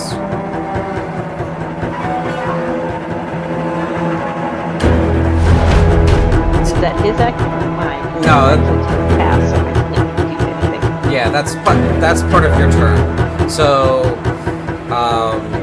your intimidation check and your pulling him off. That's pulling him off his horse is an action, and the intimidation check is Nope, your that's fine. is your bonus. Right. His pulling the glaive is part of his reaction. But he's using his reaction to do that. Okay. Timothy. This guy does see you in the bushes, by the way.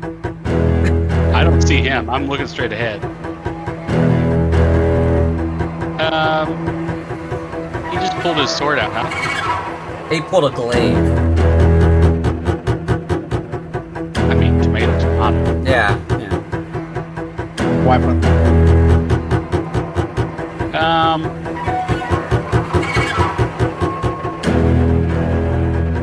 I guess I'm going to stand up.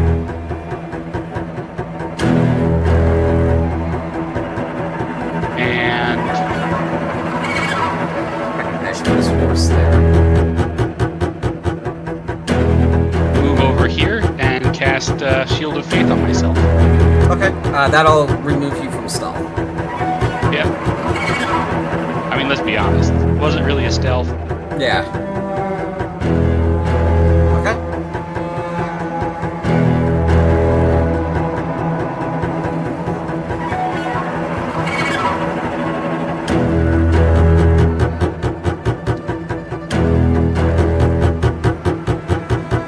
Are we going to go into combat rounds this meet, or are we going to save it for next one when everyone's here? Just asking.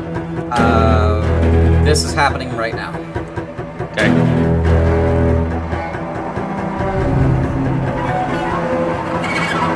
Okay, so you have Shield of Faith on you.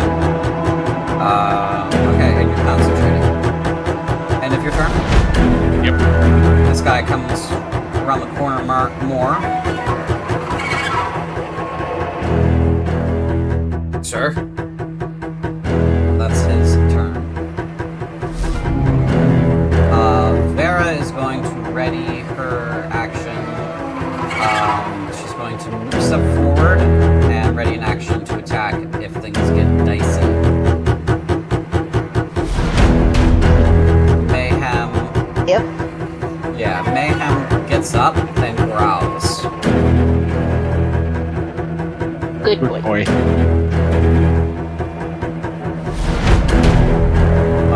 And on his turn, he says,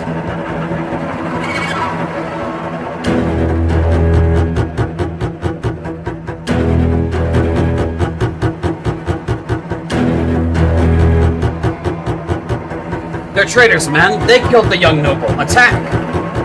And now he's going to attack you.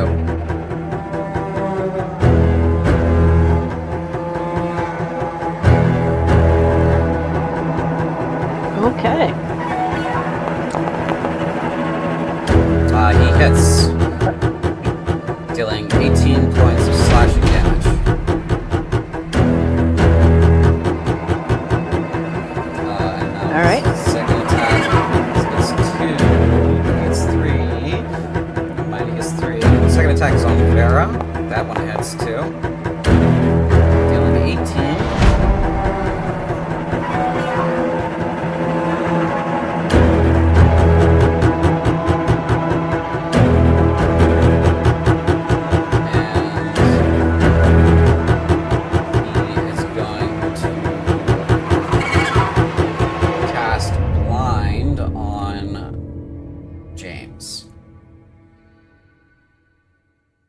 To make a saving throw. What kind? That didn't download properly, I don't think. Let's Constitution saving throw, I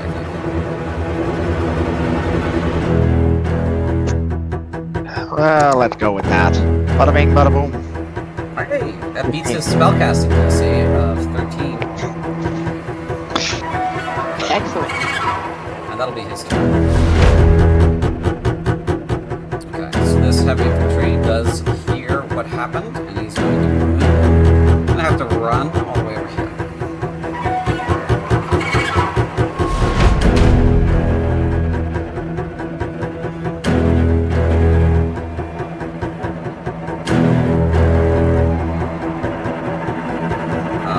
He is going to say, "You're under arrest,"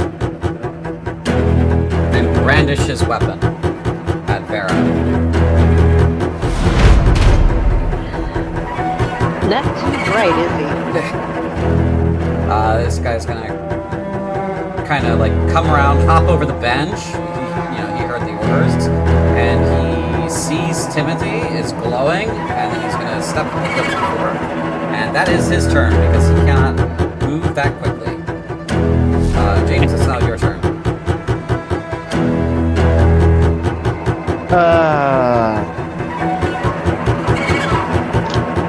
All right.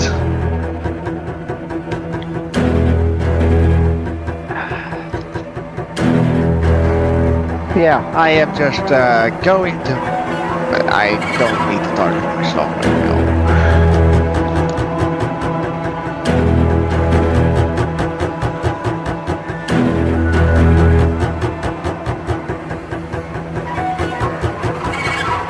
That's the problem.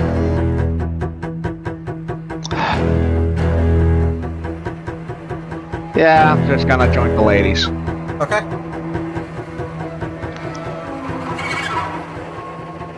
Not the smartest idea I've ever had. Hey.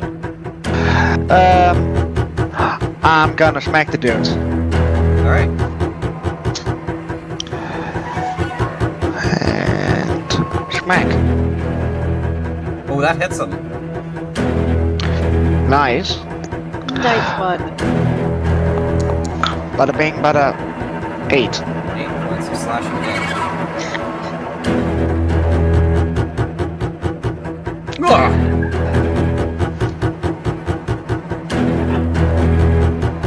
Okay, is that your turn?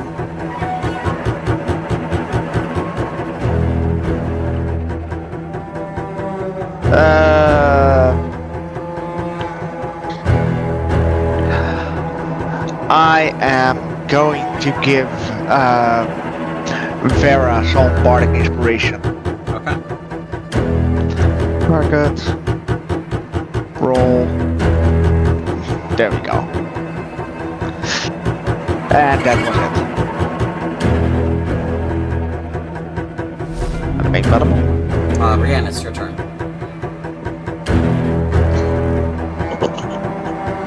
You are under arrest for possession and illegal magic. And hit it with my axe. Okay.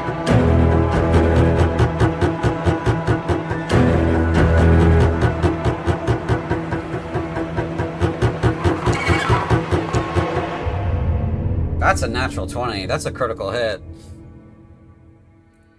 Yes, it is. Nice. That's a lot of damage.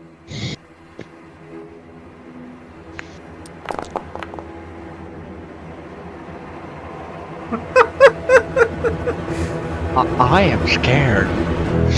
43 points of damage.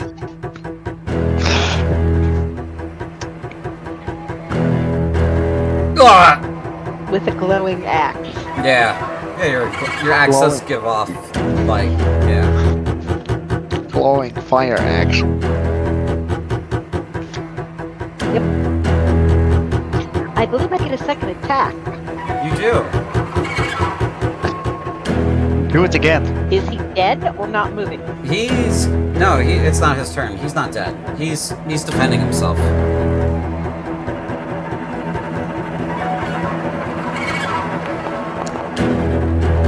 Ooh, whiffed it. 11 misses. Okay. I will take my previous one. 43 points is nothing to sneer at. No. No. Yeah, you That is my make me whole action. honestly. I'm still. I just wonder where the plus 20 comes from. Oh. Not gonna doubt it. Oh, no, that's it. We're using brutal critical rules, so crits always do maximum damage. Yeah, but is the +8 not already calculating the 1d8?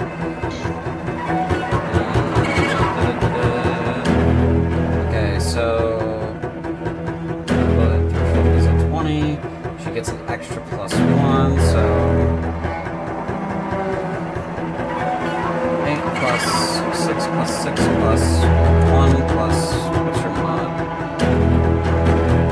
Mod is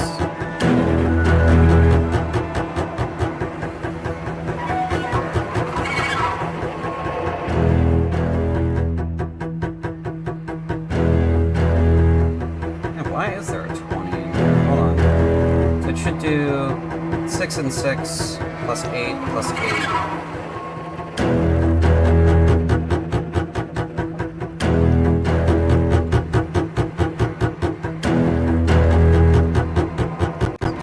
Did it add?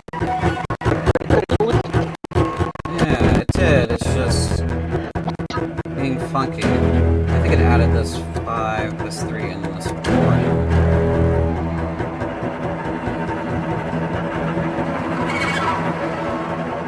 8 plus 2 plus 6 plus 6 plus 1 is 31 plus 5 plus 3 plus 4. 43. That's what it did. Yeah, okay. So it did the 8 plus 8 on top plus 2 because it does a roll of the 8, but it maxes that roll and then it doubles it again. Plus 2 plus the 6 plus the 6 plus the 1 is 31 plus 5 plus 3 plus 4 is from actual rolls is 43. Okay, yeah, that's right. So crits are really ouchy. Where were we? Yeah.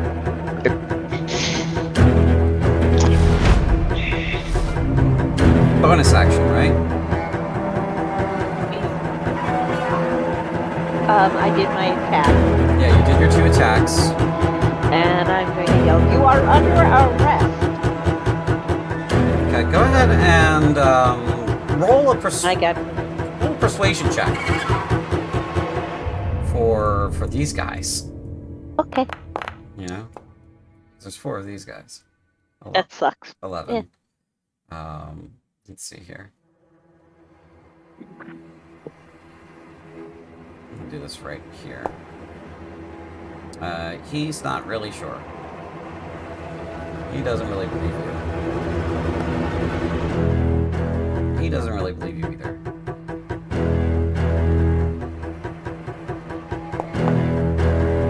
But this one doesn't believe you. The other 2 believe you. And where's the 4th guy? Oh, here he is.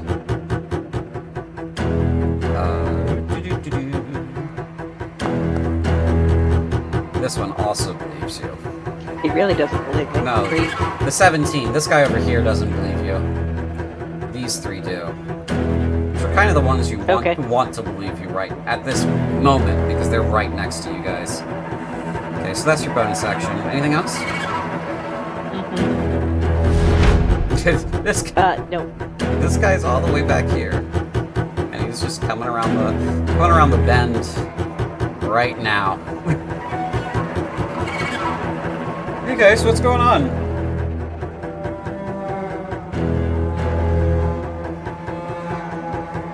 Arrest that man.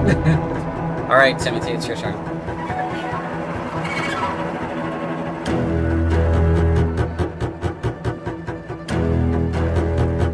Okay.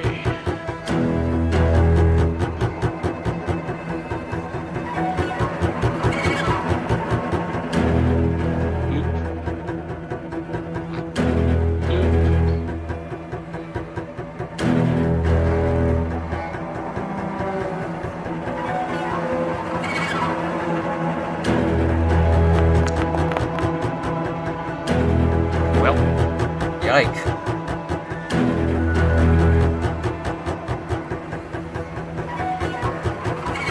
do we get the advantage to roll to hit him because we got him surrounded? No. Well, You would- that's He is flanked. You would need to be here, and someone else would need to be here, threatening him. that's it then. I'm gonna miss. All right. I don't know why that didn't show up in the... Register in the readout. Yeah, it didn't register in the readout. Hold on, let me try something real quick.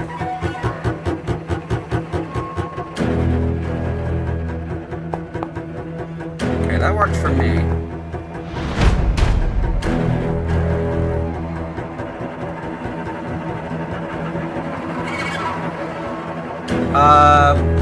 Tim, I'm gonna move the tracker back one. I'm gonna let you redo your attack roll, because that didn't track it for whatever reason.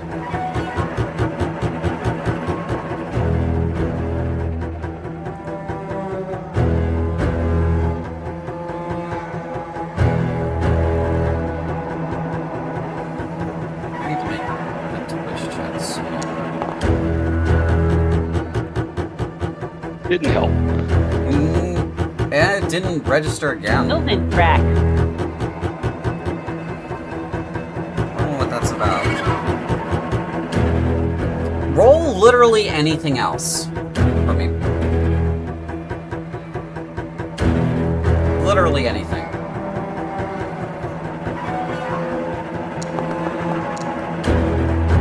That showed up. Huh.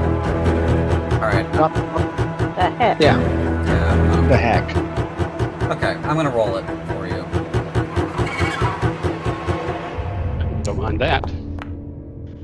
Still didn't. Still missed. Okay. I'm cursed. You poor guy. No comment. Yeah.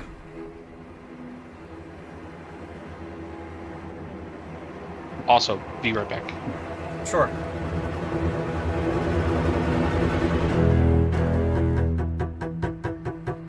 Sir, put your weapon down. They're his family. He's gonna come in here. He's gonna pull the horse away. That's his action. Away? Yeah, Good. he moved the horse away. That's his action. Vera's gonna rage. She's gonna use her rage feature. Rage. And then she's going to make an attack on Jace. Yeah, she doesn't need the Bardic Inspiration. Which didn't show up. I think it's because of the inspiration. It was trying to make me use it. So, Yeah. yeah. Apparently, nobody has toggles anymore. Yeah, I gotta fix that. But in other news, she rolls a 25 and hits him and deals... What? That's not right. That's really not right. It should be 1d8 plus 5 plus 1d6.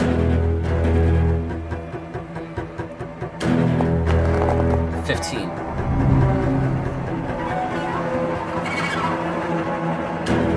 Alright.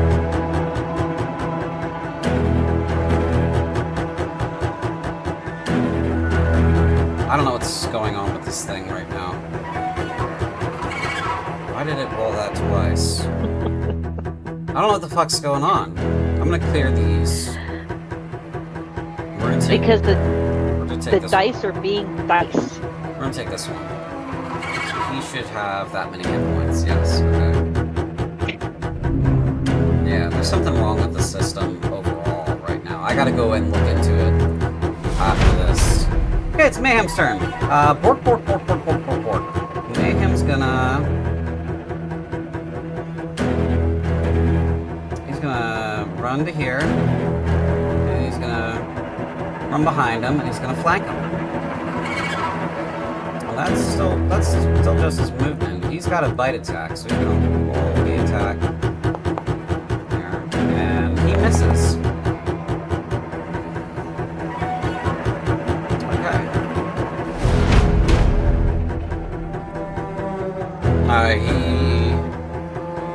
Lieutenant Hallline says, "Bastards!" And he's gonna make his round of attacks. One at Timothy, Hits. Dealing 21 points of damage. You need to make a Constitution saving throw for your Constitution, Timothy.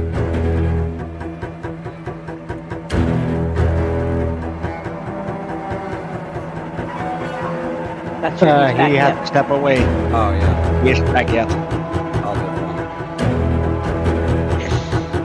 Constitution saving. Oof.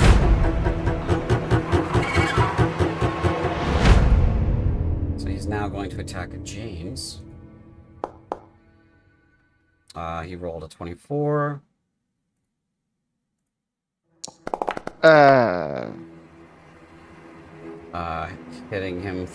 Hitting you for 13 points of damage. 6 off of that from your temporary hit points, I believe, yeah? Yeah. Brings it down to 7 actual points of damage. And his third attack on Reanne, which misses. Okay. Mm-hmm.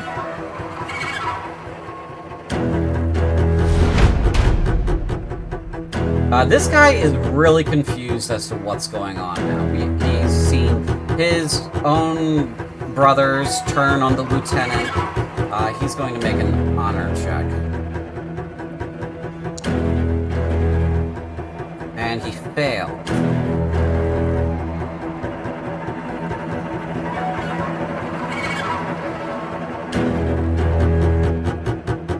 Hands off the lieutenant, and he's gonna run forward, and that's as far as he can go without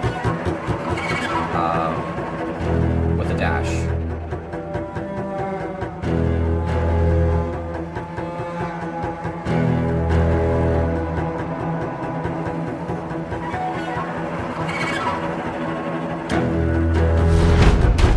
It's this guy's turn.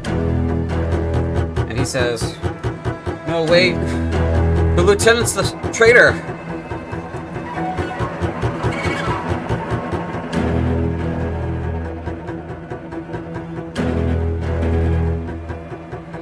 And as an action, he's going to move in to try to restrain. He's going to grapple at the lieutenant there. Here is his athletics check, 19.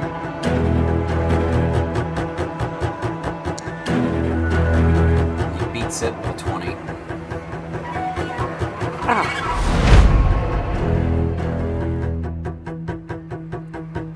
He's gonna try to restrain him too.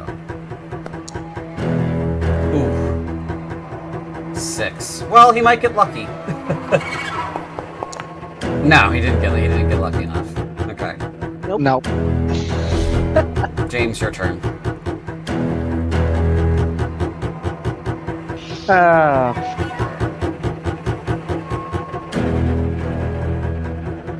Is he bloodied yet? Make an insight check. Insight. 11.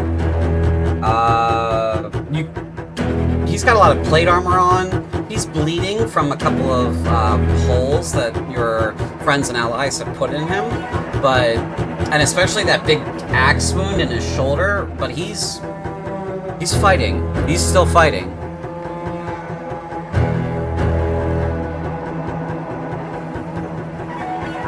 He doesn't look like he's slowed at all. That's your bonus action. Alright. That would be too cruel. I'm just gonna slash him again. Okay.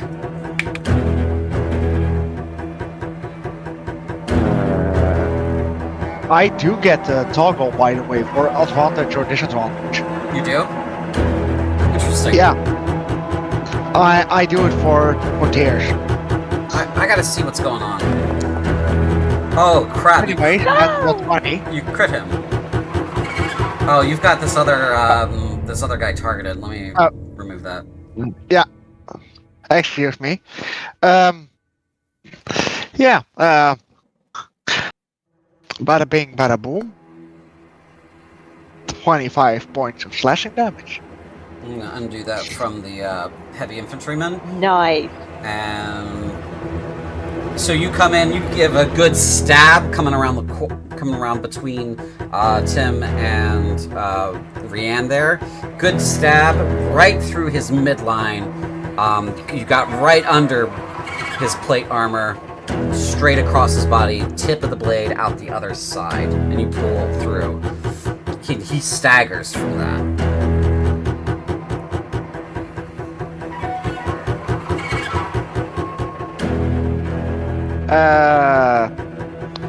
Yeah, that's gonna be it Okay. for me to start. Reanne, your turn. He's taken at least 68 points of damage that I can count. Yeah.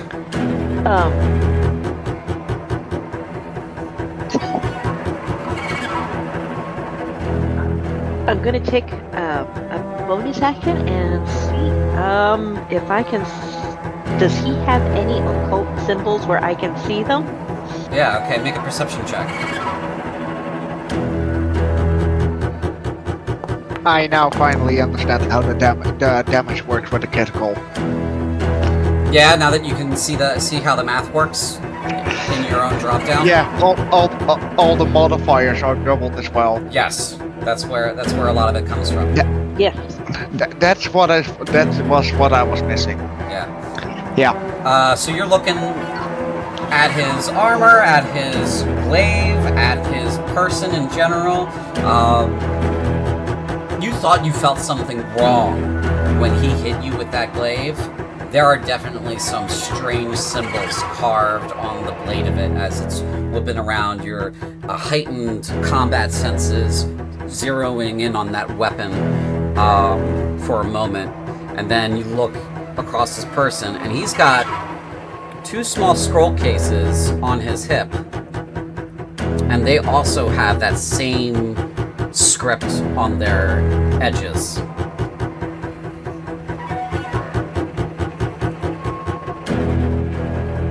Okay. I don't think he's going to surrender. I think he's been compromised. I'm going to attack again.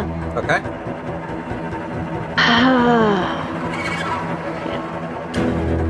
Got 17 just misses. healed. 19 hits. The 17 was my perception check. The 19 was my attack. Oh, the 19 does hit. Yes. I see that now. Okay. The Foundry client on my side is lagging just a tad. There it goes. 23 points of slashing damage. How do you want to finish him? Ooh. I don't. Okay. I want to get him down and keep him alive because we need to question his ass. Okay, so you want this to be non-lethal So I damage. want to knock him unconscious and break the glaive. Okay. Yes, I'm going to break the glaive and get him down and pull those scroll cases off of him. Alright, so you wind up for a big swing. You turn your axe in your hands as you do so. You clonk him in the side of the head. His head kind of whips, and you hear the kind of birdies start swirling around his head, you know? And he goes down unconscious. Where is my frickin' unconscious button? There it is. He's down to 1 hit point. And this will end the combat as these guys kind of like, as you knock him out and you get the glaive from him and you snatch those scrolls, this guy right here tackles him and like pins his arms behind his back, and the other guy gets some rope out from the side. He backs up and he's throwing question marks above his head. Like, what the hell is going on? I'm gonna switch his disposition to neutral. That And is an excellent question. And we're going to end the combat encounter here. Let's see. Do. He doesn't count, and neither does he. Do. All right.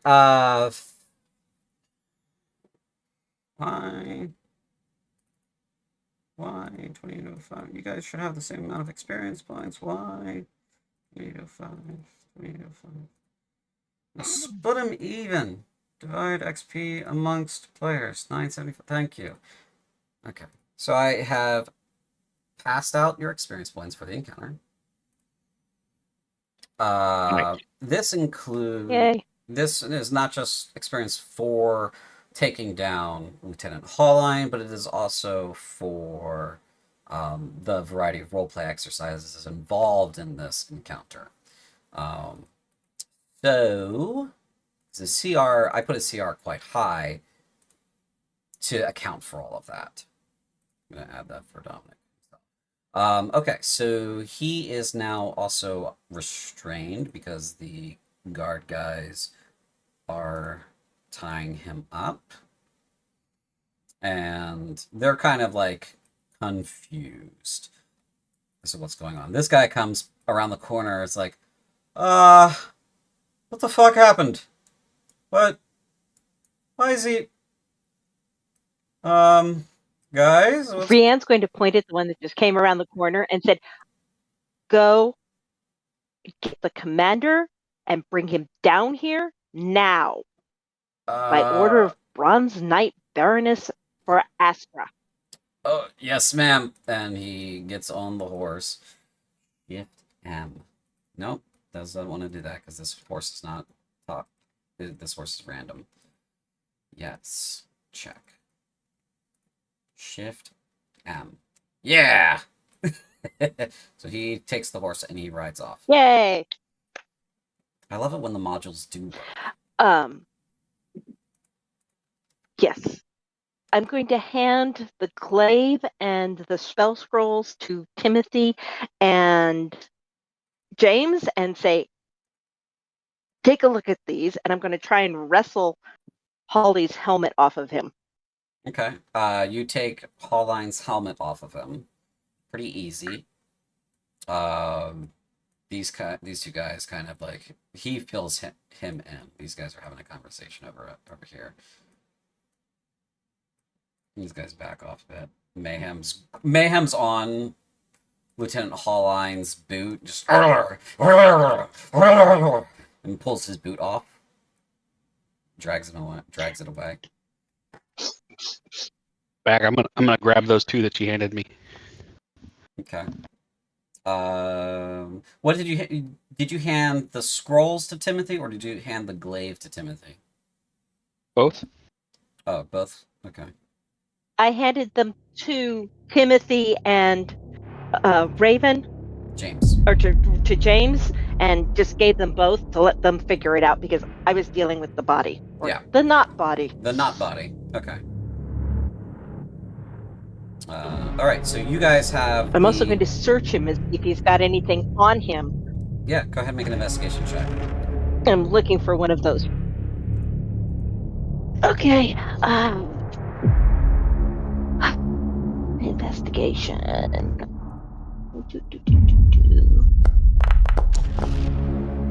Oof. Yeah, so you search the body. He's unconscious on the... Yeah, he's unconscious on the ground. I'm ground. miss the important thing, I just know it. He's unconscious on the ground. You search the body. He's just got plate armor and clothes on. You already pulled the scrolls off of him and the glaive, and those seem like the important things. I was looking, make sure he didn't have one of those amulets. Oh, no, he doesn't have one of those on him. You look around his neck, nothing.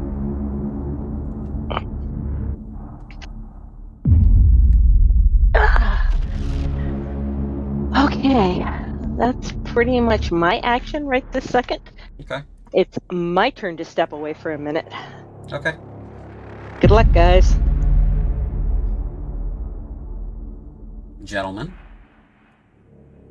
we still got 15 minutes. I think me and Timothy will be investigating weapon and scrolls. Okay.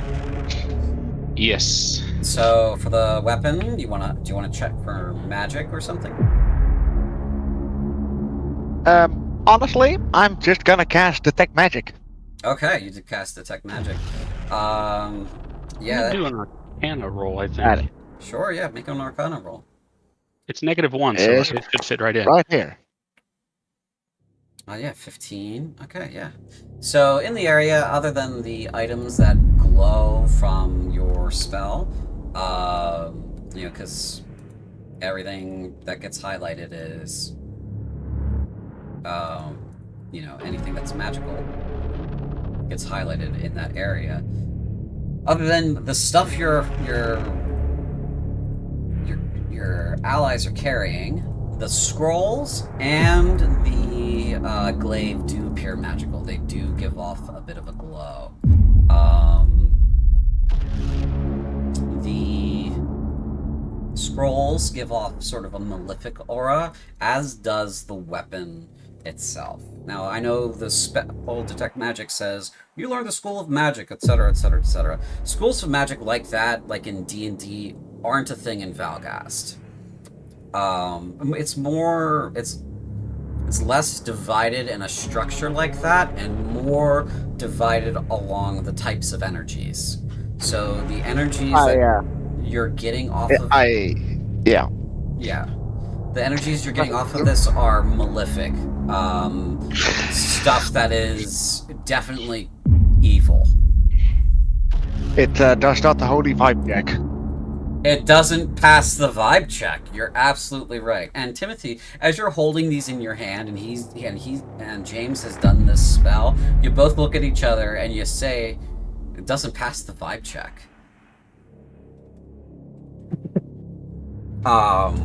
So these spells you've got in your hand, these two scroll cases, they're made of a black iron. The lettering, the etching, is some kind of like red dust or stone in there. All the way around. Do either of you read demonic?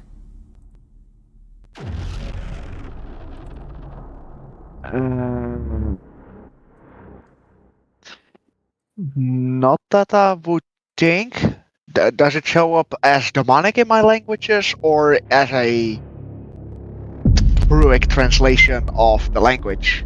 It would show up as demonic. I Okay, definitely then don't. no. Unless But- you've got the feature, that the Eyes of the Root Keeper feature, where you can read anything. It just shows up as demonic. Okay, so neither of you have it. Timothy, No. yeah. I also think that maybe we should move this to inside so we're not surrounded by so many people.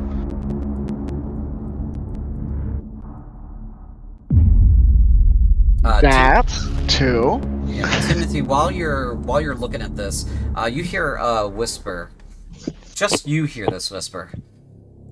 Hold those higher so I can see them. I will do that.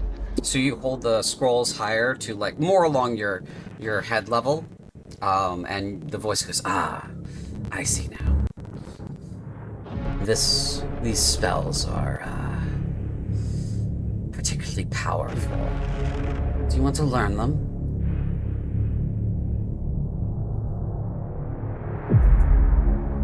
I see Timothy do this, right? You see him lift them up a little higher, like he's examining them a little closer. You don't hear the voices.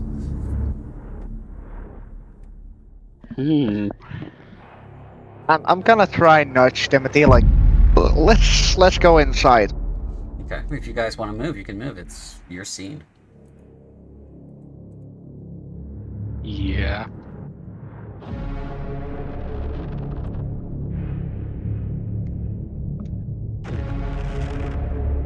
This is like my imaginary friend who's evil. Quick question. Yeah. A ritual spell. What was 10 minutes? Cast? What, you detect magic? No. Comprehend languages. Oh yeah, that's a spell you can cast. You'll have 10 minutes if you need it. Because I would ritual cast comprehend languages, a lot of difficult words. If I get the time for that and try to read the pages, Yeah, just find the it. scroll. Just you need a place to do so. As you guys walk in, Sonia says, "If you two need someplace private, there is a private meeting room in the building." Oh, we're not together like that. No, I don't mean like that. We all saw what just happened out there. Something's wrong. Would be appreciated, Sonia. This way.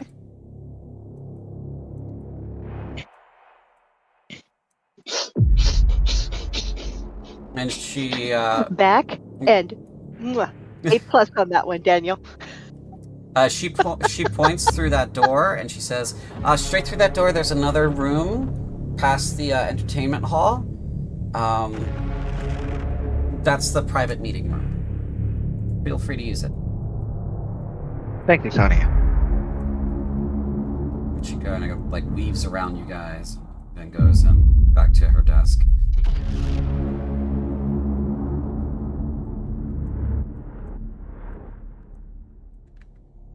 I assume Timothy is still following me. Yeah, I'll move him. Yeah. She means this door here, so I'll open that for you guys. Yeah, I already noticed.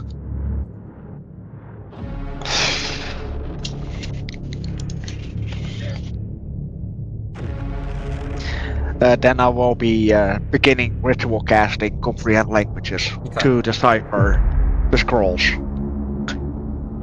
Or Timothy needs to do something with the scrolls in the meantime. Yeah, so Timothy, the voice did say, do you want to learn them? Yes. Do you say that out loud or do you think it? Both. Okay. It says, I'll teach them to you. We just need to get a good look at them.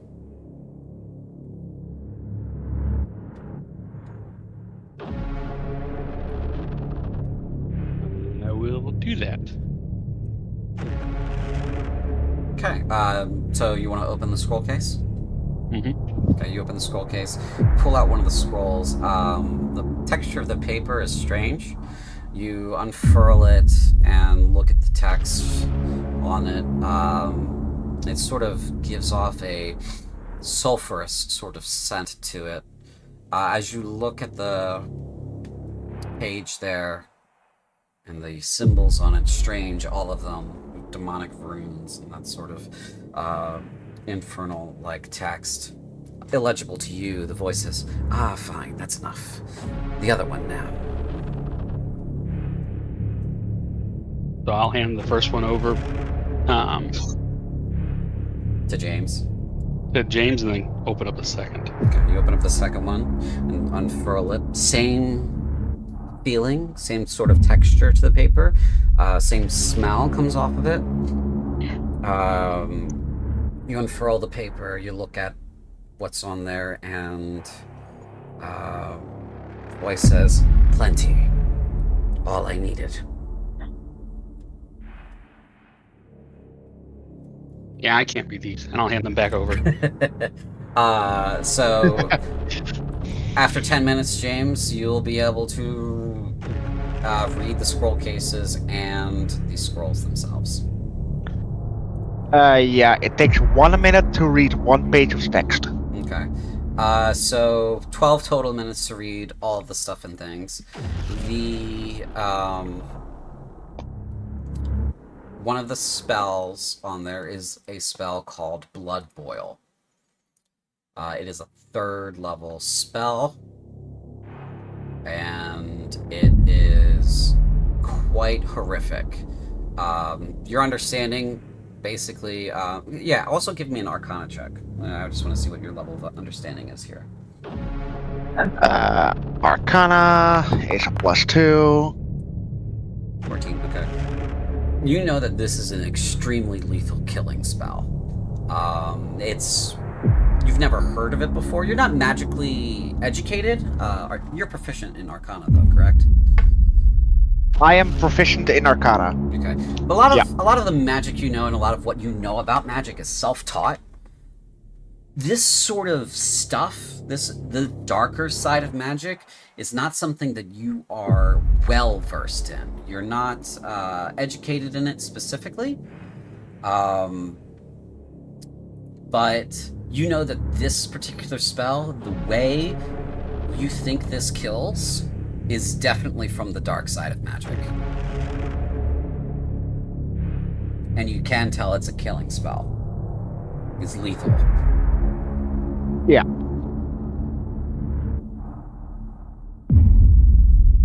The other spell, after a few moments, is a spell that is titled Unholy Frenzy.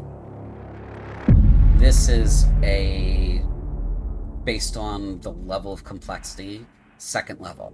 Go ahead and roll me another Arcana check. I'm also making notes of this, so Arcana, there we go. It's not as good as the first one. You're not really sure what this is doing, but a lot of the text is metaphor that you're not quite understanding. Something about speed and just like a supernatural level of exertion.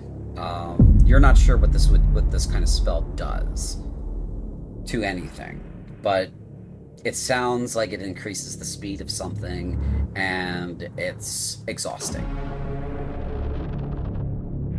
Also from the darker side of magic.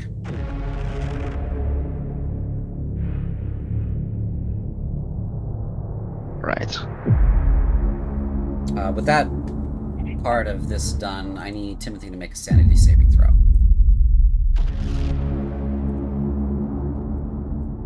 I'm just gonna dump this right here.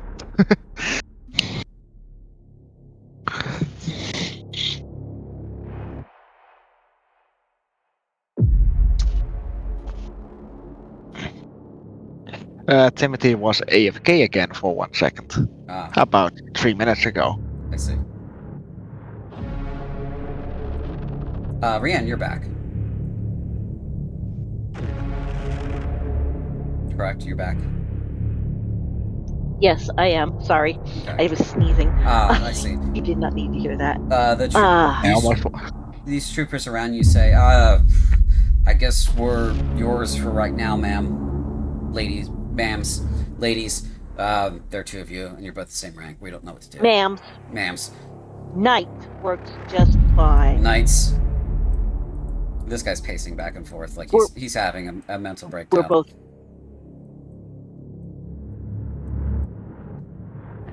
We're going to drag the this guy, Lieutenant. Drag the lieutenant off to the side and wait for backup? The commander and people to come. And backup would be good. I'm also going to question them on the lieutenant, his actions. Has they served with him long? Were they just assigned him this morning? Okay. So they say we're in his battalion. The usual. Yeah. They basically describe that they're in his battalion. They are members of the 67th Night Raptors. All five of them. Where's the other guy?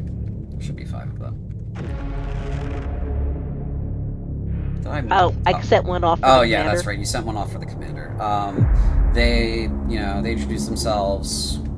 Bunch of nobodies, basically. They're heavy infantry. They've been in the army for about 2 years in total. None of them served in 1st Expeditionary. All of them have been 67th Night Raptors their whole career. About the lieutenant, make a persuasion check. DC's pretty low because of what just happened. With advantage? No advantage, but the DC's low. Okay, I was going to say with advantage because I didn't kill him. 4. Not low enough. It's pretty low, but it's not that low. They say it's it's very untowards to sort of speak about the habits of a man. We didn't really know him. He kind of plucked us this morning. Trooper. Like, Trooper. I don't want to say anything rumor-based or untoward, ma'am. He used magic. He was using magic. Well, magic's not illegal. One of the guys says, yeah, but he was using magic on them. That's probably wrong. That's probably illegal. But you know what, Tony? I don't care. I don't care. You're always saying shit, Tony. You're always saying shit. And they're starting to devolve into a squabble at the moment. I'm just gonna let him squabble. Yeah, they're I'll probably learn more by listening to them squabble than I would by questioning them. Yeah, you just let them go, and they're just fighting, just back and forth. They're getting a lot of stress out, and after a few moments, they're all kind of just exhausted and tired of each other. And you kind of see that was generally the right move. Just let them talk and let them yammer on. And one of them says, "It's not our fault. He's the one who plucked us for duty this morning. Some of the other people... I never said it was any of your fault. Some of the other people in the Night Raptors have been saying he's been acting a little odd. He's for about a week.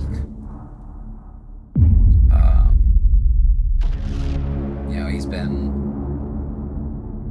going out at night, away from the barracks. He's been...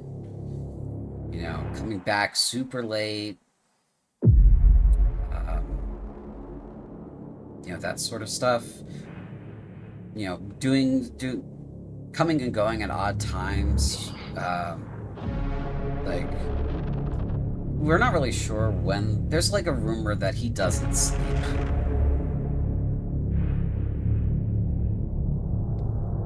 He's just up all the time. Well, that's an interesting rumor. Well, the command doesn't really, a knight working at all hours or doing stuff all the time. Command loves that, Can't get enough of that. Yeah, this is true.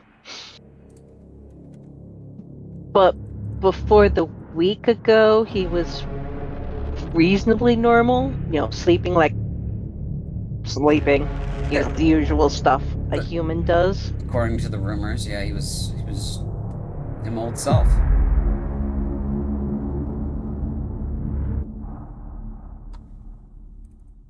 What happened a week ago, according to the rumors?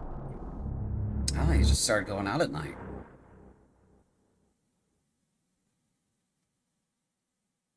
He wasn't on any special patrol before that. There wasn't any... You didn't go out to the graveyard or something. No, we don't. Night Raptors doesn't do graveyard duty. That's all Setrak. He's a day shifter. He's scheduled for day shift for the next 6 months, probably. Unless they move the Night Raptor, the 67th. Was scheduled. Yeah, he's kind of just been, working all hours, according to everybody else. So, I guess his schedule didn't matter anymore after he started not sleeping, but... yeah. There's no legitimate reason why he wouldn't go home and stay home or stay in the barracks. I don't know if he's married or what, but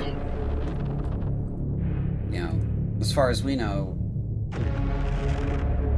everybody who's worked for him has been fine. Sometimes he goes out at night by himself.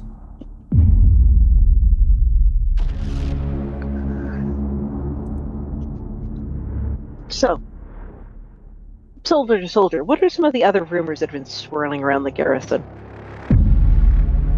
Well, some troopers have supposedly gone missing from Setrak. Not confirmed, just, you know, barbecue talk.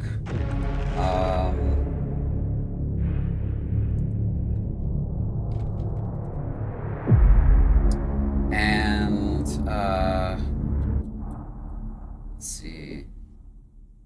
There's a rumor that Commander Ariosh was in town a while ago. There's a rumor he's not supposed to be here. We haven't seen him. Nobody's seen him. So that's, you know, unfounded, but somebody had to have seen him to say something like that. And a couple of the other troopers have been talking about a lot of people have been unable to sleep. There's been a lot of people reporting a lot of nightmares, a lot of use of a certain drug. Hotline was supposed to be doing action to reduce that, but as far as we know, nobody's been doing that. What's that stuff called? And they're talking to each other at the moment, and they're kind of moving it around in a circle. And one of them says, "Oh, that's what it's called. It's oh, I've got it right on the tip of my tongue." As the GM looks in his notes and tries to find it. No, not there. It's in here somewhere. Not that person. This one.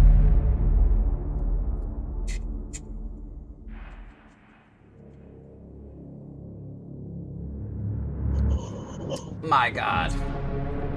Why is it not there either? It's gotta be here.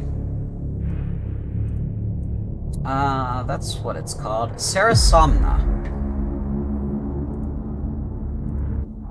Yeah, the guy says, that's what it's called, Sarasomna.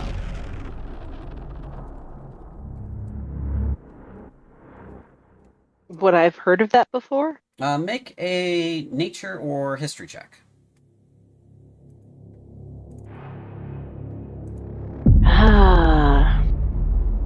History. Yeah. Okay, history. So Sarasomna is a drug. It helps with sleep, but it can... If too much is consumed, basically a user can begin to hallucinate. And it's one of those drugs that builds up in your system over prolonged use. So the more you use it, the more you become susceptible to the potential hallucinations until eventually you fall into a coma and die. Basically, it comes from one of the deadly nightshades, and it's something that can sometimes be used in a medicinal fashion.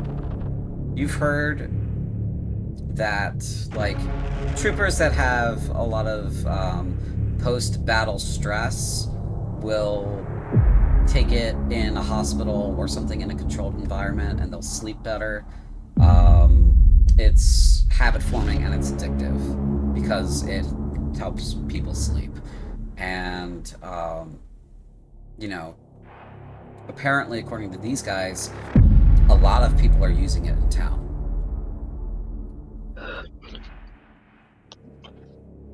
Good to know. Thank you. You guys were investigating the roads on either side of the building. Do you guys see anything? Feel anything? Notice anything interesting? They kind of look at each other. Yeah, there is sort of a trail, a sort of like... it'd be easier to show you. And so he kind of like... This guy kind of goes around this way. and takes you to by where your room was. Okay. I'm just going to describe it, so you don't have to go around the actual Okay. building. Yeah. He takes you around the building to where your room is, and he says, "Someone stood here for a while by this window, and then they moved up the street. Somebody was killed here, and the same spot that you found, and then they went around to where we were talking." And then, that's all I found. And then you guys go back to the rest of the group, and the rest of them say, they kind of get their stories a little bit straight. And you find that, yeah, somebody went around the other side, then whoever was standing by the window came around, killed whoever was up here, up at the top, and then came here, dumped the body right where it is, left, went around the corner, and then disappeared. Their tracks disappeared right behind that fireplace, behind that chimney on the other side of the building where you had the heebie-jeebies. Now, they didn't disappear at the wall, they didn't disappear at the bushes, they just disappeared in the middle of the grass. No trace, no nothing. Like they teleported or something.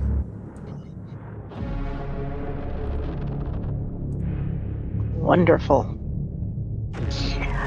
Well, picked up more than I did. Thank you, gentlemen. No problem. We're kind of used to doing this kind of thing. A lot of people have been seeing a lot of strange shit around town. Oh, like what? Aside from people not being able to sleep from nightmares, it's there's been a lot of talk about people moving around at night in groups. Today, what is today? The 4th? Yesterday, there were a bunch of burglaries all over town. We're talking Warehouse District, we're talking Sophia District, that really rich district in the southwest corner of town. Some of the places in the Merchants Quarter, some of the places in Eris District and Tarvos. It's just all over town, all at once, throughout the day. That happened, and then, for the past week, there have been a lot of complaints of people having nightmares and people, seeing apparitions or that kind of stuff in the middle of town.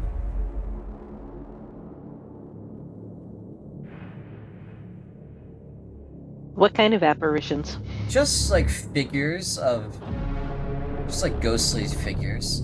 Not normal, but, earlier in the week or in the month, we would have said, or late last month, we would have said, it's the graveyard having that psychological effect on people. It does. It's messing with people's minds. It does that every so often. People tell a lot of stories about the graveyard and they get all twisted up about it.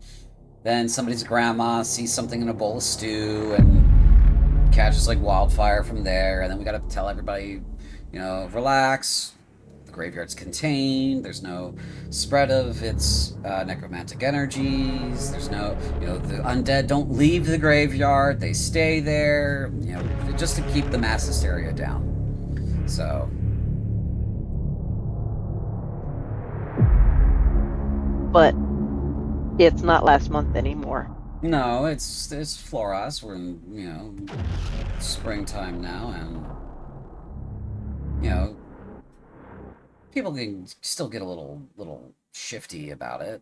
They can still get a little off-put by it, but it's, every once in a while we just have to deal with that shit. But this has been, all week. Yeah, all week.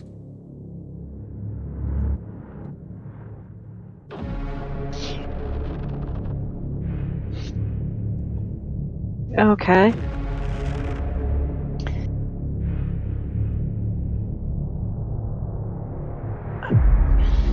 I can't think of anything else to ask them right now. I'm sorry. It's okay. I have learned a whole bunch of stuff, though. Yeah, they're gonna say, we're gonna if you don't mind, we're kind of stuck with you, too. Because he's our boss, but apparently he's... I don't know if there's a word for what he is. Gone off the deep end. Yeah, we'll say that.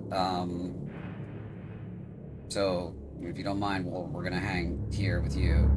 We're kind of your responsibility according to the rules, so... We'll wait. That's perfectly fine. The guards that were supposed to show up didn't, so, you know. No, we think they're dead. Yeah. I think having guards here would be... Oh, you do? Yeah, we What think... makes you think that? Well, we think they're the guys who got killed. Because otherwise they would have been here. Okay. Yeah. But where are the bodies? Yeah, you got us. We don't know. Hey, we got no idea.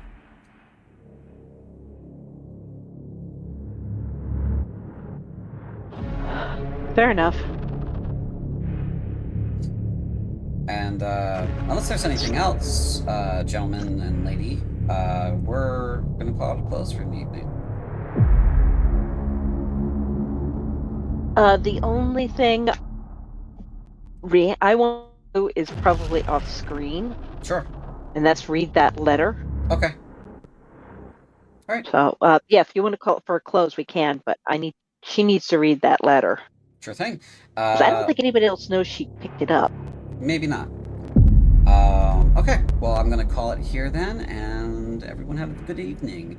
I'll see you again soon, because we have In the Heart of Rage. Should be premiering, before the next time we play A Blaze of Cruelty. So that should be premiering on the 13th of December. Blaze of Cruelty next plays on the 16th of December. We have a couple of character introduction sessions if you can make those on the 7th and the 10th. You should join our Discord if you're not already a member, so you can get access to the full schedule. And that's it for the evening. Have a good night.